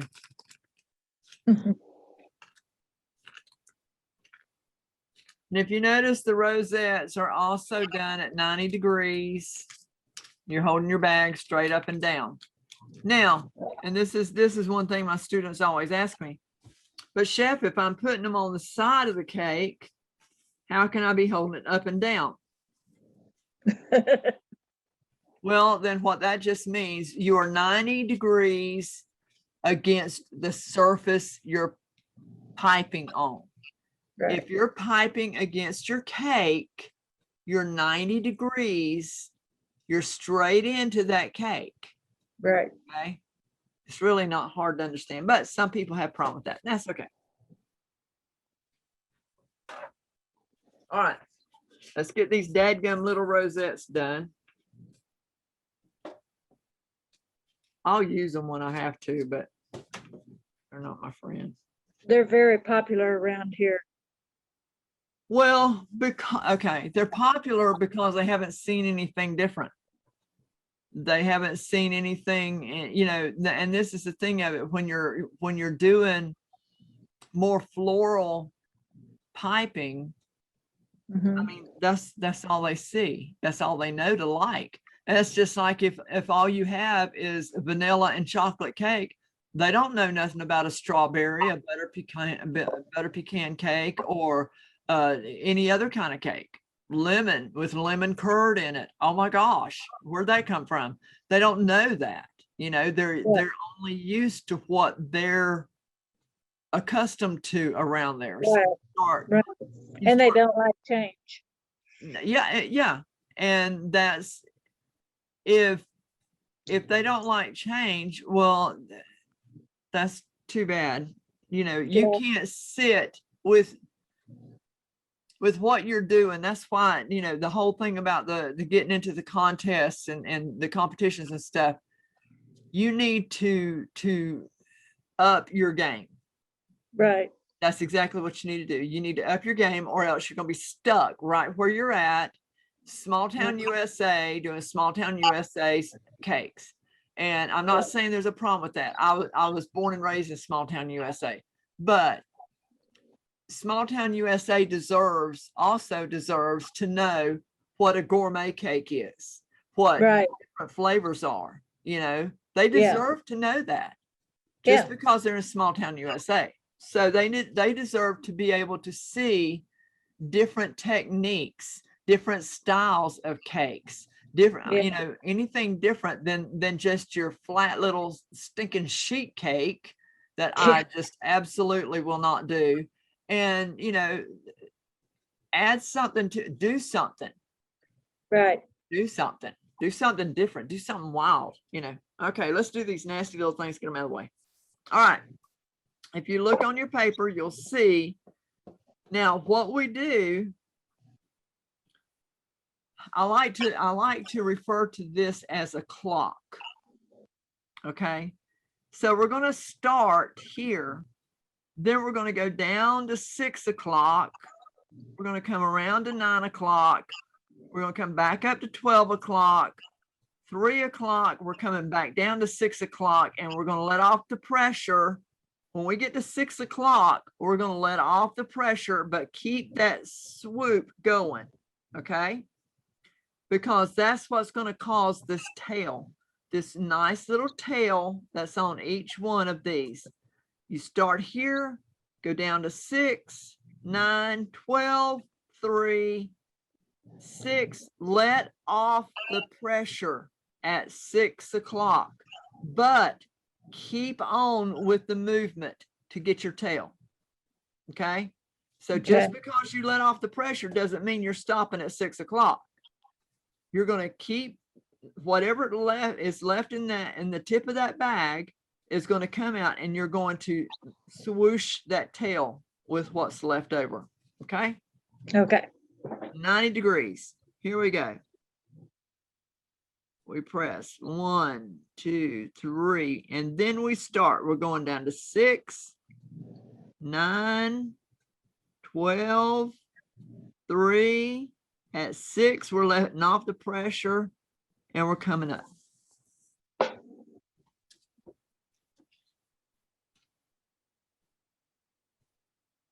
Nice. Okay. Yep. Let's do it again. Let me see. Is there any way that I can bring this over to watch me do it here? It's going to get blurry. We're going to have to fix that before we do the cookies. Okay. So again, we're going to do the 1, 2, 3. Okay, because we got to build our foundation.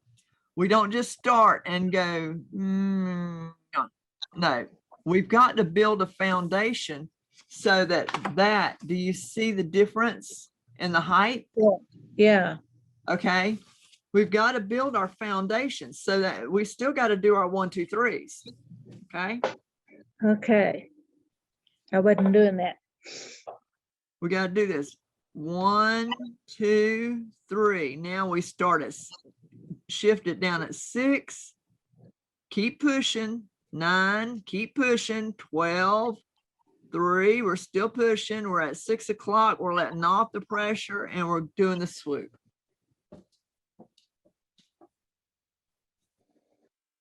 There we go. Let's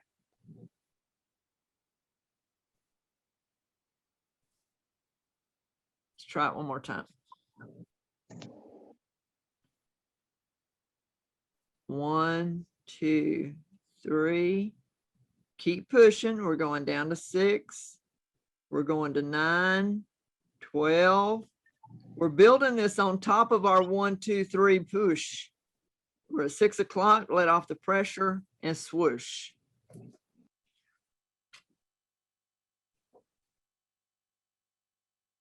Pretty, pretty. Okay.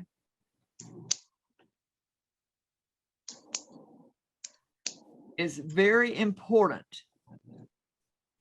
that you get that base. 1, 2, 3. You get that base built to build your rosette on. Okay, very important.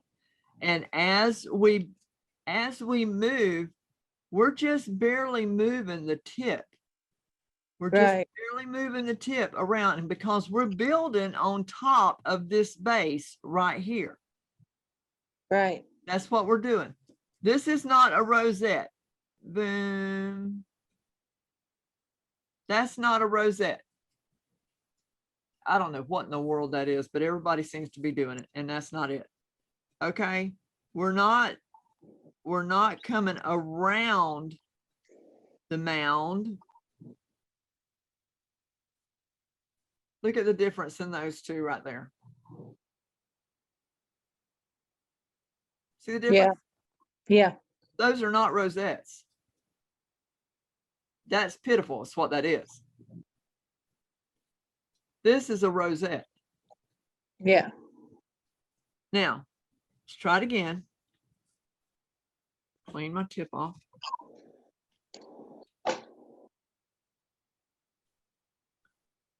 One, 2, 3. We're shifting the tip down to 6. Shifting it to 9. We're on top of the mound. 12, 3. We're at 6. Let off the pressure. Keep going around. And there's our swoop. Wow. Got it? Got it. Okay. Let's move on. It's a good thing about having this recording. Then they can come back and look at it. See why we didn't get the same thing? Yeah. Well, I don't mind look like that. I've heard that question so many times. Why don't mine look like you? Well, this is your, how many is lesson?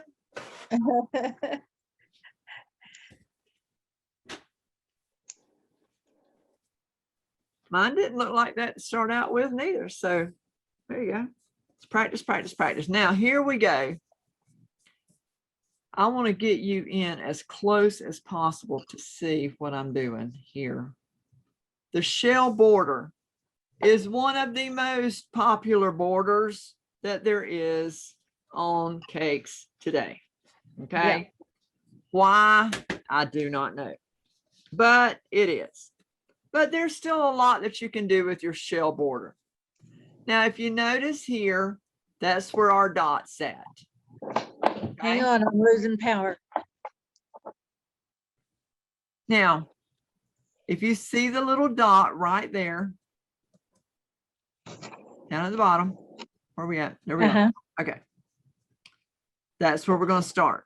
Now, we are making a shell border, not a snail border, and not a slug border. Okay. We are making shells, not snails, not slugs. All my students used to bust out laughing when I tell them that. But that's what here, this is what I'm going to show you what we're not doing first. Okay. Again, the bag's at 45 degrees. Okay. You can see I've got my finger under the bag to hold the bag. Okay. Okay. This is what we're not doing.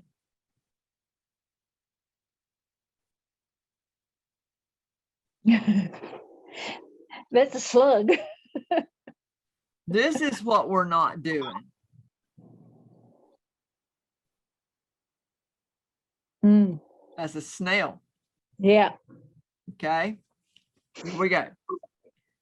We're going to have our bag at an angle.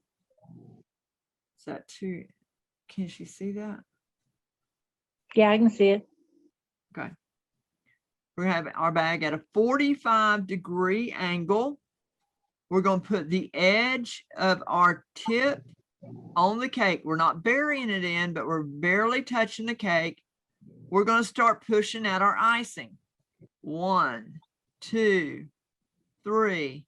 We're going to let off the pressure and we're going to pull.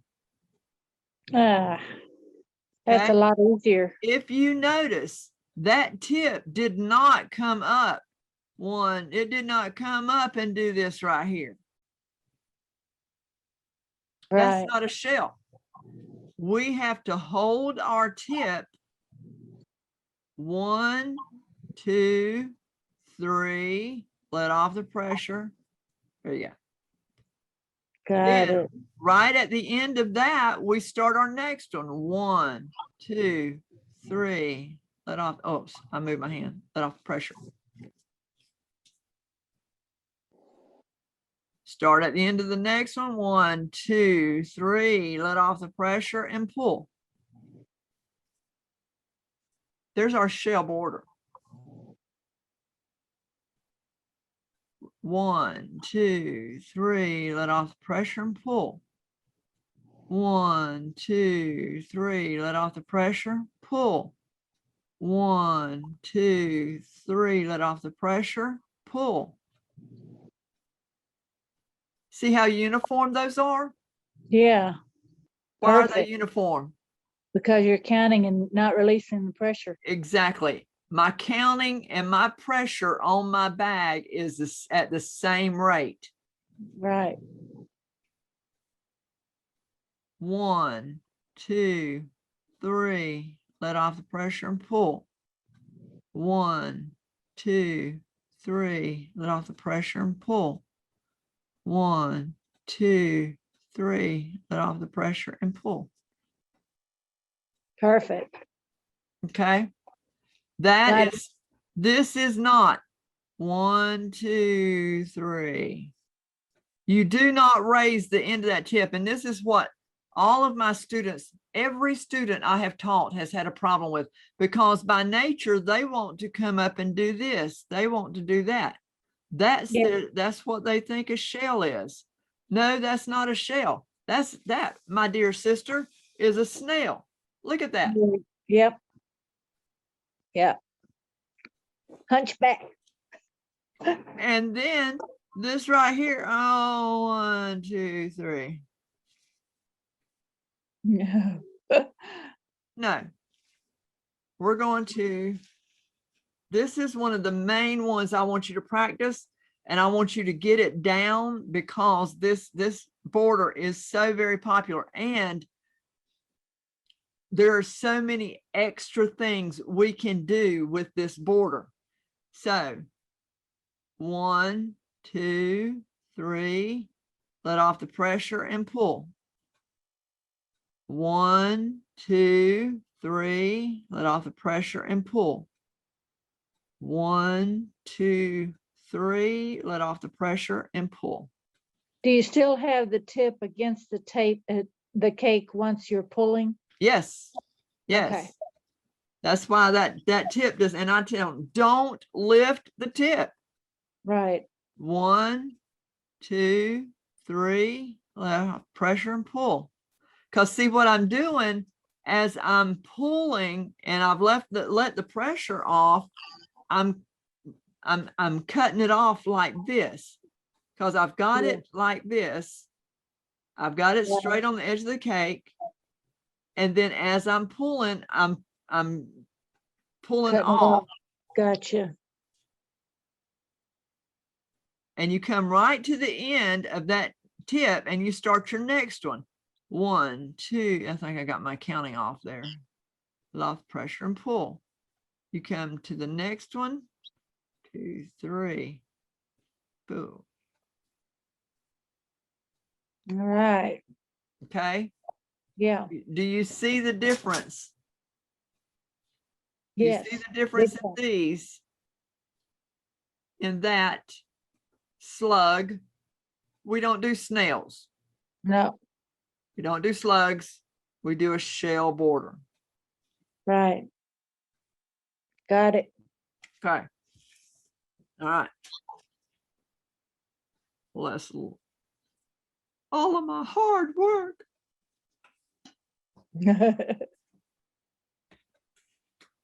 Okay, let's clean this off.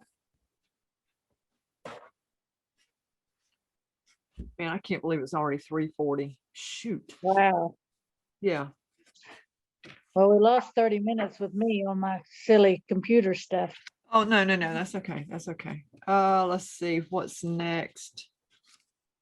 Let's do heck.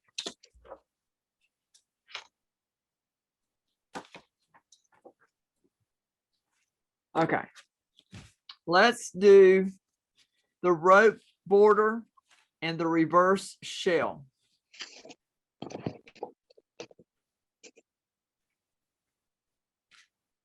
And I think that's probably all we're going to have time to do. Might be able to do a little bit more. Okay. The rope border. Beautiful border, especially out in Oklahoma when you're doing, you're doing your Western style cakes. Absolutely. Any kind of cake that had a horse or anything like that, I always used the rope border somewhere on that cake. I love this border, and it's not near as hard to do as it looks. Okay. Notice the dot. Okay. That's where we're starting and we're coming around. Now, we're at a 45-degree angle. Okay. Our tip is barely touching the cake. We're just going to come around. All right. That's all there is to it. That's all there is to it. Looks too simple, doesn't it? Yeah. I think the big trick I'm noticing I don't do is how you're cutting it off, how you're ending your Okay, move. you're letting off, okay, a lot of, again, all right, let's talk. Let me get back up to this camera. The consistency of your icing Mm-hmm. is one of your key elements. Yeah, Okay. If this icing was too thick, it would give me a blunt cut. Okay. If the icing was too thin, if I used that thin stuff over there, it wouldn't hold its shape. So right. you've got to have just the right kind, just the right consistency of icing to do these Yeah, with the shell border and everything. And that's a medium consistency icing. So that, and you can practice with that. If it's not quite thin enough, if if you put a little bit of water in your stiff icing, you put a little bit of water in it and say, okay, let's try this. If that shell doesn't, or your rosettes, the rosettes, how you come around and you've got that tail on it. If it cuts off the minute you let off the pressure, it's too thick. yeah, Put more water in it. Okay. Then if you've put too much water in it, it's going to be like a blob. So you're going to learn making your consistencies. You're going to learn where the cutting off point is for your medium and where your cutting off point is for your thin. right. So that consistency is what will make or break you as well, along with practice. Practice, practice. Let's get back over here. Okay. All right. So we've done one of the little S's. Okay. So let's start this S and we're going to come around and we're going to come up, let off the pressure and pull. Okay. Now, what we do is we come up underneath this hoop right here, this little hump right here, and we start pressing out. We go up over the tail of the one in front of it. Boom. Do it again. Come up underneath here. We press out. We go up over the tail of the one in front of it.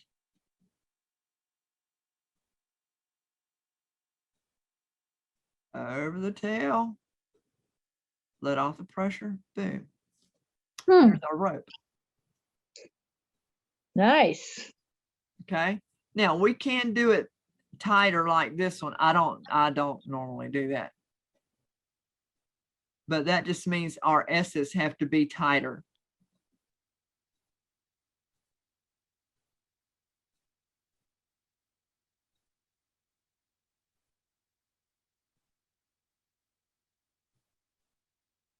Okay. Yeah. That's all there is to that. That rope border is, it's a great addition to your Western or your country or your horse cake or anything like that. But all it is just a continuance of S's, just little S's.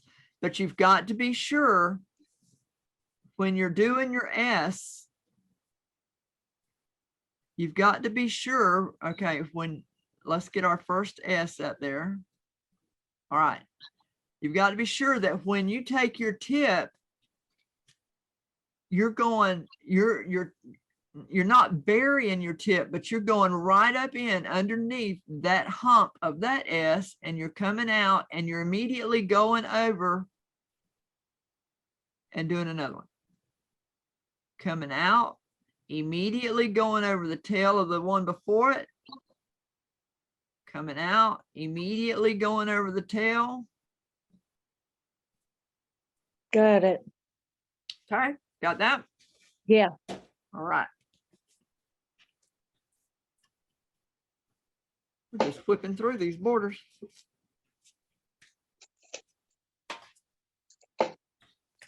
Okay. Well, they're simpler than they sound and look. And it just takes the practice on getting the consistency and all that. Well, and a lot of it Okay. is yeah, the consistency and, you know, being somebody taking their time. And that's Yeah. one thing about these classes, you know, you can stop and say, hey, can you show me that again? You know, Yeah. instead of having a class that just whips on through it and you don't get, you know, the only way you get to stop is to rewind it, you know. Yeah. All right, now we're going to do a reverse shell. Have you done a reverse shell before? No, I haven't. Okay. This is one that you have to concentrate on. Really, really concentrate on. Because if you see this, we're going around this way. All right, let's get down here. We're going around this way. Then we come around this way. We go around this way. We come around this way. And you have to get, again, a rhythm in your head. To the right, to the left, to the right, to the left. Or else you're going to have to the right, to the right, to the left, to the right.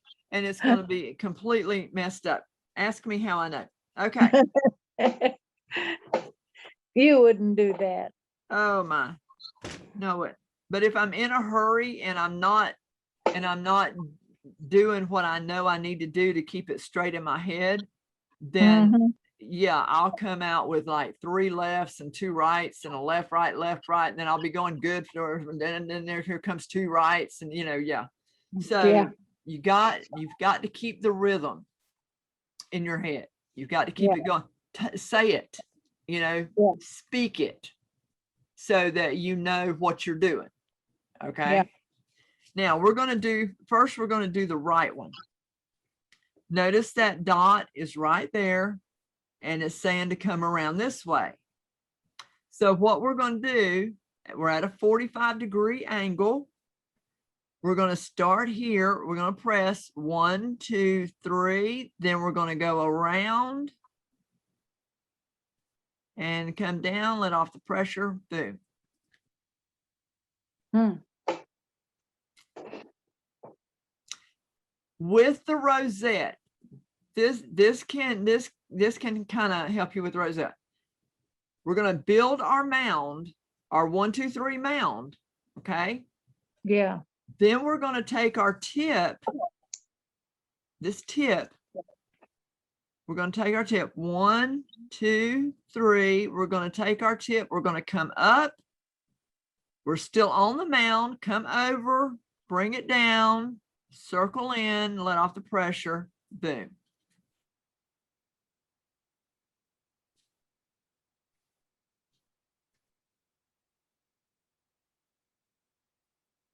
Okay. Got it. I'm writing notes. Okay. All right. See that? All right. Now let's do it for real. All right, here we go. We're going to get started. 1, 2, 3. We're going to go over to the right. We're going to come up and over. We're going to come in, let off the pressure. Boom. Done. Let's start on this side. 1, 2, 3. We're going to come around the left. We're going to come around. We're going to do our little S, let off the pressure. Boom. 1, 2, 3. We're going to come around. We're going to go over the right, do our little S, let off the pressure. Boom.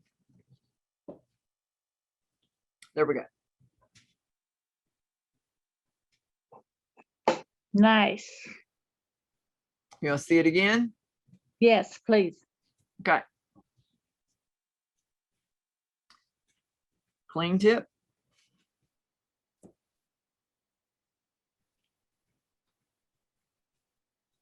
All right, we're gonna start here. 1, 2, 3.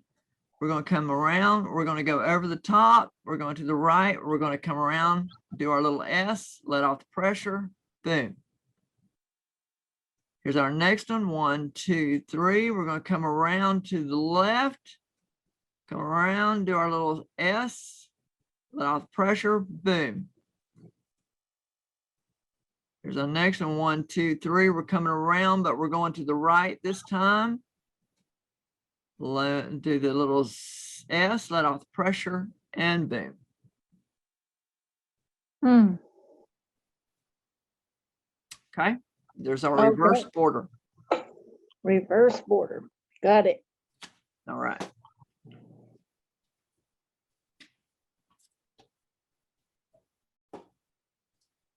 Those are beautiful for the bottom edge of a cake. I would not do them on the top unless you're doing a gourmet cake and you've got fruit or something that's going to go on the top. That reverse border, or I mean ganache rather. If you're putting ganache and you don't want it to drip, okay, you just want the whole top to be covered in ganache, because let's say you're going to do a Black Forest cake, okay, and that's with the ganache, and then you put your cherry Berries. filling on top. Okay, you don't want that to seep down the side. You want it all to sit on the top. That's the only time I'd use the reverse shell there, because that will lock in. Can I get down here on this one, please, sir? It will lock in all the way around. Your ganache is going to come in, and it's going to lock in all the way around your cake. And then you're going to lay your cherries on top, and it's going to be absolutely gorgeous. Yeah. So that's the only time I would use it on the top. Otherwise, that is a bottom border. Okay. Yeah. Okay. All right. We're going to do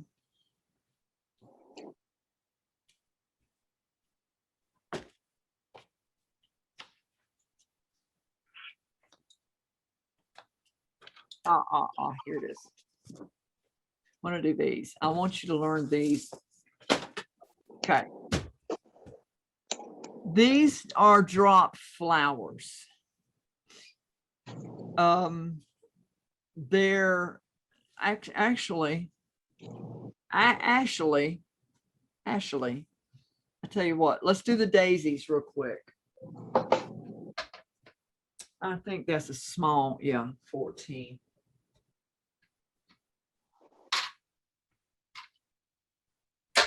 We're gonna do the daisies, and then we'll do the drop flowers, and we'll call it done for today, because I don't want your mama getting upset.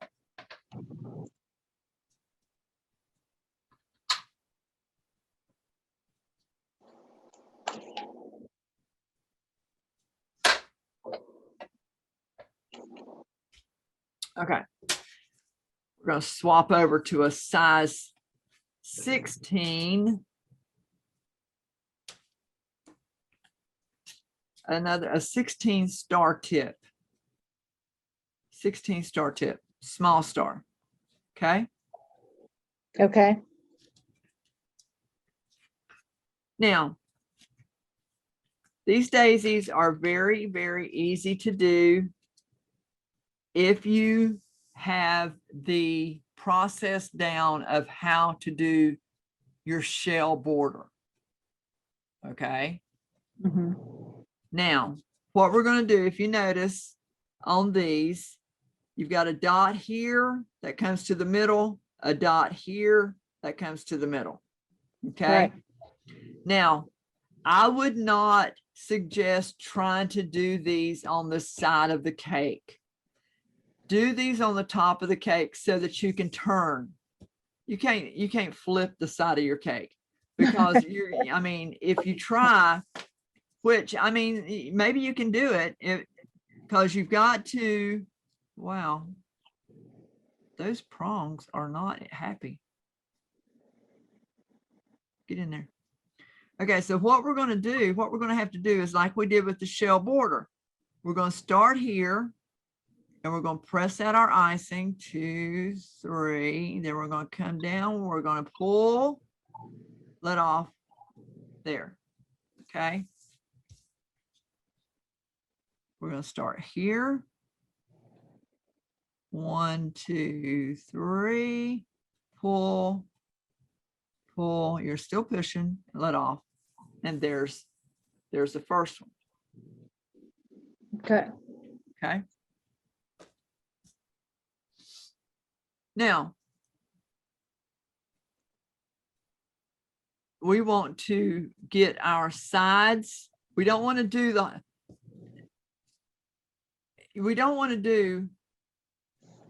cross there, cross it. No, we want to make sure we've got our 3 on each side equal. So let's start again. We're pushing, we're at 45 degrees. We're pushing 1, 2, 3, and then we're pulling, boom. 1, 2, 3, we're pulling, boom. I didn't pull quite the same way there. That's all right. It's going to be covered up. We're going to go in the middle first after we clean our tip. And we're going to do the same thing. 1, 2, 3, and we're going to let off the pressure, but we're going to keep pulling. Same thing here. We're going to go between those two. 1, 2, 3. We're going to pull. 1, 2, 3, and we're going to pull. Okay, so we've got half of our daisy done. Let's keep Right. going. Let's start back over.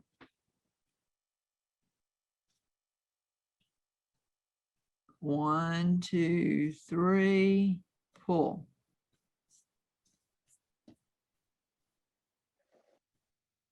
One, 2, 3, pull.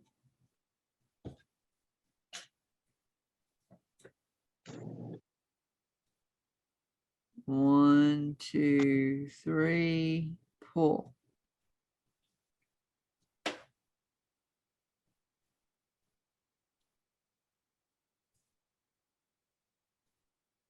One, 2, 3, pull. Dale's heard me count so much in the kitchen. All right, now we're going to go between them all.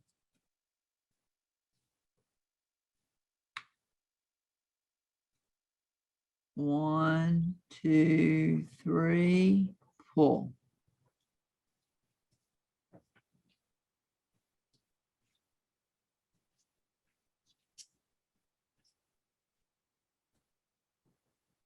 One, 2, 3, pull.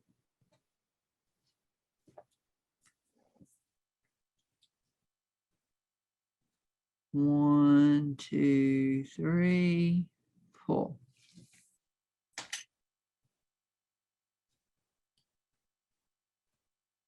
One, 2, 3, pull. Oh, sorry. Okay. Now, there's our daisy. I kind of messed up that last one. But we can fix that right there. All right, now, what we're going to do in the middle is put a rosette, okay? Preferably of a different color, of course, but I've got teal in here. So again, how do we do our rosettes? Talk me through it, Peg. How do we do our rosettes? 1, 2, 3. Then swirl. We're going to go down to 6. We're going to Mhm. 9, 12, 3, back to 6, let off the pressure and And pull. pull. And there's our daisy. Nice. That is very nice. I love that. And they're so pretty on the cakes. They're so pretty. So you got that? Do we need to do it again or not? I got that. That was nice. I like that one.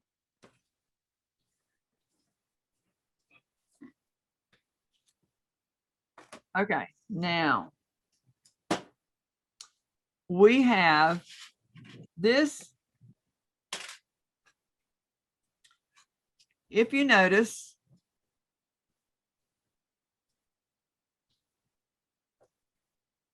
Okay, there are. Let's see. Okay. Notice the end of this tip. The tips are closed in. The prongs are closed in. Notice the end of this tip. The prongs are out. Okay. Okay. You're going to get a different, not a huge noticeable difference when you pipe. This is a 1M. This is what everybody uses to put those nasty little rosettes on top of their cupcakes. Okay. I'm sure everybody by now knows I don't care for the rosettes. That's a lazy man's way of doing a rose. So here's a 1M. It's got the tips of the tip, the prongs of the tip is out. That over there. Here is a 2D. 2D. This is a larger tip than what our regular ones are. Okay. Right. Yeah. All right. Now we're going to do drop flowers with the 2D. The 2D. And that's going to make these right here. But then for the centers, we're going to use tip 3. I want to use tip 4 to make the center dots. And I think this will probably, I don't think we're going to be able to get, it's not already after 4. So we're not going to be able to get to the basket weave today. We'll just have to push all that to next week. Next week's going to be a full lesson. So you might, you might want to see if you can get your mom to watch the kids for an extra hour, because we might just go ahead and do it, a 4-hour class next week instead of a 3-hour class. All right, now let me entertain you. Let's see.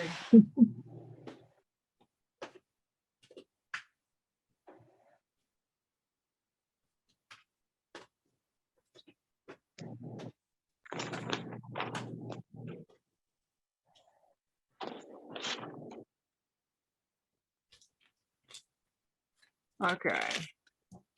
I hope this will fit in there. Yeah. Okay. Now, remember earlier I had said that there are some tips that you will use the couplers with. Now, these larger tips, unless you've got couplers to fit these larger tips, you're not going to be able to use a coupler. You're just going to have to do it straight like this. Okay. Right. There are couplers out there. I don't mess with them. That's a junk. But so what we're going to do is I'm going to fill this up with white. Well, it sat here and absorbed all that water. So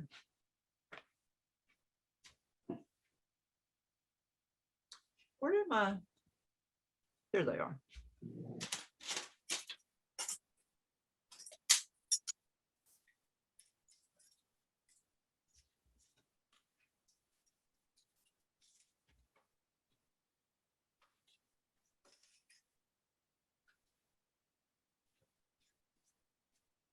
Here we go. It's actually started crusting. Oops. That's all right. We work all that out.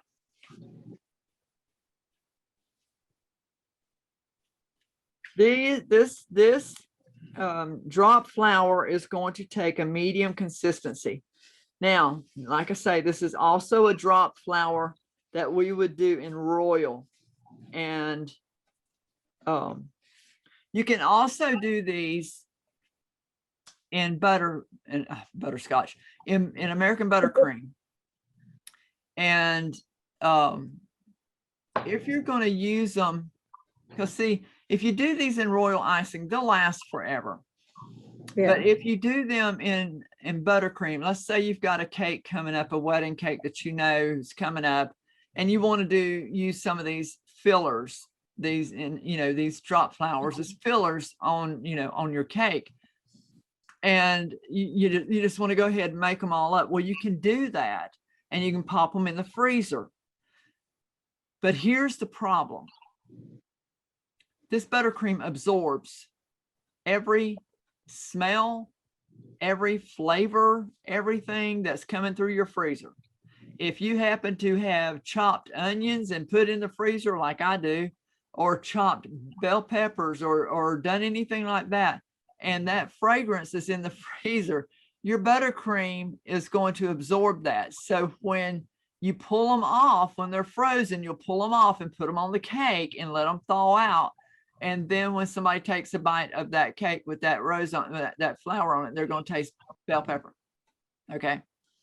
So you have to be real careful where you put these while they're freezing, and you have to use them short. Not you can't just put them away like the royal icing flowers and let them stay for months and months and months. These have to be used quickly, because you don't want them to absorb too much. And sometimes, like with our freezer, sometimes they'll I mean, there won't be anything in there, but they'll come out tasting freezer burnt. Mm. So you have to be careful. It can be done. It can be done. You can even put them in the refrigerator and they'll get solid and hard. But again, what all do you have in your refrigerator? Yeah. You know, but it can be done. So that's something I always tell my students. It can be done, but be careful doing it. Now with the royal icing, they don't go in the refrigerator. You know, Right. they just air dry, and then you pop them in an airtight container and you're good. You're done. But anytime you're working with buttercream, I had a cake that I did. It was a 50th wedding anniversary cake, and I had to replicate their wedding cake. And all I had to go by was this old black and white picture, and it was all I could do. That was huge. Well, they were going to have the anniversary party in one venue, and that not a problem. But then they switched it over to one of those. It's not the American Legion. It's another kind of lodge like that. The VFW. So VFW, I think is what it was. Okay. So what do they do in the VFW? I don't know. They drink in the bar, they drink and smoke Okay. cigarettes. Oh, Okay. boy. So when I found out it was in the VFW, I was like, oh my gosh, I can't do that. This cake can't go in there because of the cigarette smoke. Well, they don't smoke in that part. But do you understand that cigarette smoke permeates all the way through? Whether they smoke in there or not, it's going to have cigarette smoke. Sure enough. Yep. Sure enough. I set the cake up, and I mean, this buttercream like zaps it. And sure enough, by the time it came time to cut that cake, I had cut me a piece off to the side because I wanted to see how bad it was. And it was cigarette smoke, baby, cigarette smoke. Mhm. So this buttercream will absorb any kind of smells or flavors or anything like that that is within its reach. So you have to be real careful. But royal icing is different. So, okay. These, you really need to learn how to make these.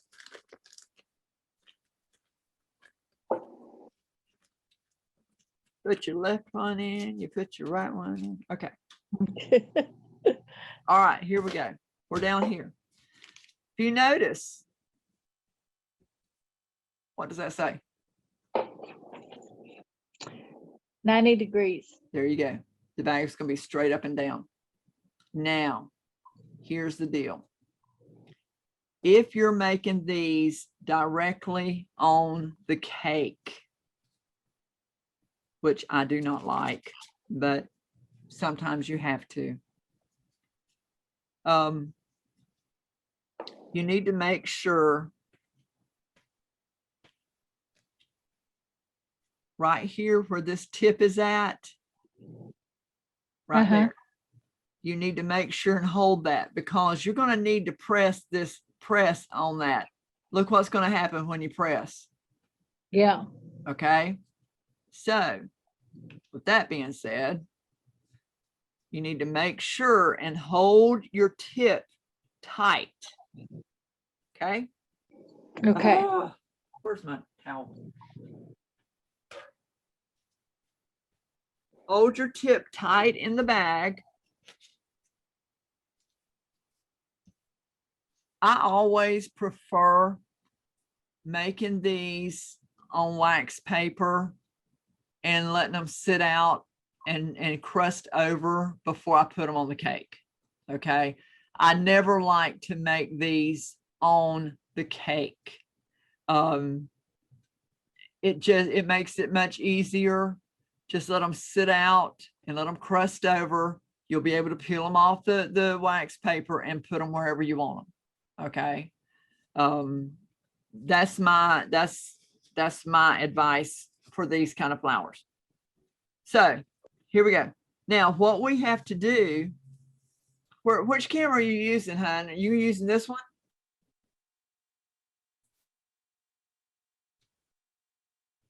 Which one do you want to use? Have Minnie come tell me what you just said.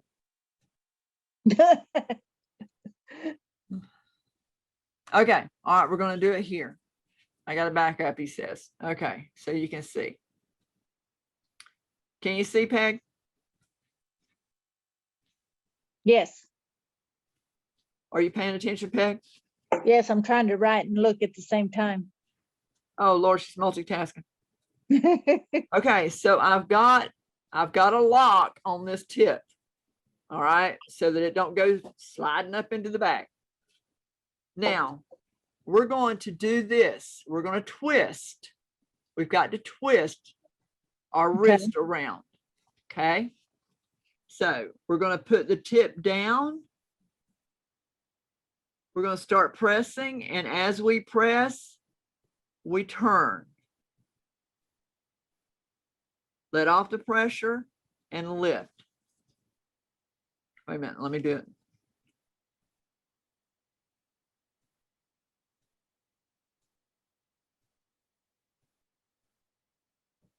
Okay.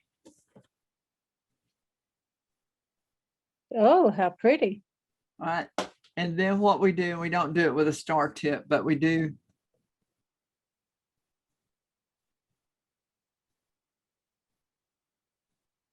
Yeah. Right in the center. But we don't do it with a star tip. We do it with a round tip to make a. Okay, let's do this again. Okay. We got, once you start pressing, you start turning. And you do not stop until you get to the, okay, we're going to do this. Okay. Turning Well, we're going to move back here. Okay, he's moving me all over the place. Hang on. as you All right. start. The minute you start pressing, you start turning. And you just keep turning until you get your flower done. Let off the pressure before you do anything and lift that tip. Press, twist, off the pressure, lift. Press, twist, off the pressure, lift.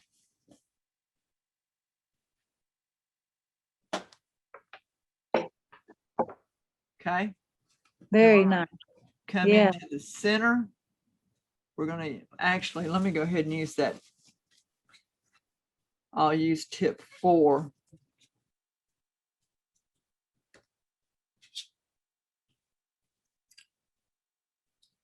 Just round tip 4.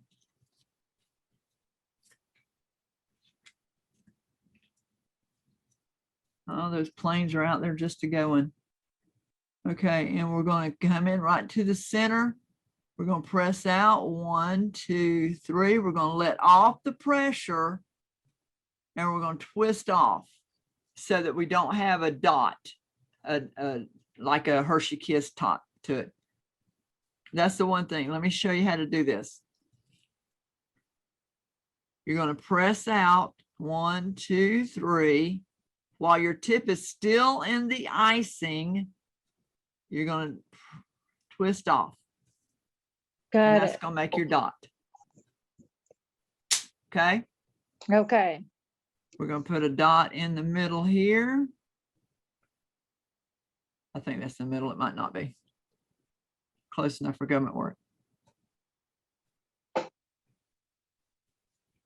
Now, if you're doing these with Royal, what I suggest is doing the base flour and letting that dry completely. If we're going to do them in Royal, let that base flour dry completely and then come back and put your centers in after the base is dried.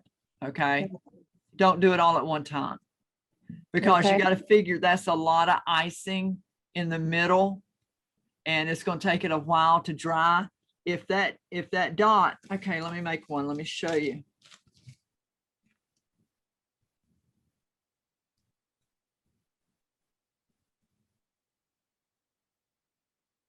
Okay. Before that tip, that dot is put in there, that center is pretty thin. So it'll dry a lot quicker. If you go back and put a dot in the middle of it before it's dry, it's going to take it a lot longer to dry. Yeah. So all you got to do is let these dry overnight. If you're doing Royal, this is Royal icing. If you're Yeah. doing Royal, let these dry overnight and then come back and put your dots in the middle. Gotcha. Okay. So there's your drop flowers. How's that? Wonderful. Did you learn anything today? I sure did. Okay. Got bunches. Front and back. I'm sorry we didn't get to everything, but we got a lot covered. Okay. Yeah, we did. Yeah. So next week we will, and this is for Sue and Barbara, because y'all are going to come back and watch replay. Next week, the class is going to be longer so that we Okay. can get everything covered. Okay. Got it. All right. Thank you. Is there anything else? Do you have any questions? Any questions whatsoever? No, I think I asked them as I was going. I think I'm good. Okay. If there's Thank any, you. you know how to get in touch with me if you have a question. Okay. But that was a lot today, a lot. Yes, it was. So Dale will get this all done and then I'll just email you all 3 of them and I'll email you the rest of these pages that Dale scanned for me that I completely forgot to send out. And anything else, you got the recipes for the icing, right? Yes. Yes. Okay. All right. I sent that at least. All right. You have a great afternoon. It's sunshiny here, so maybe it'll be sunshiny there before long. It's trying, I think. Okay, good. Okay. Well, have a Alright. blessed evening. You too. Bye. Take care. Bye-bye. Bye-bye.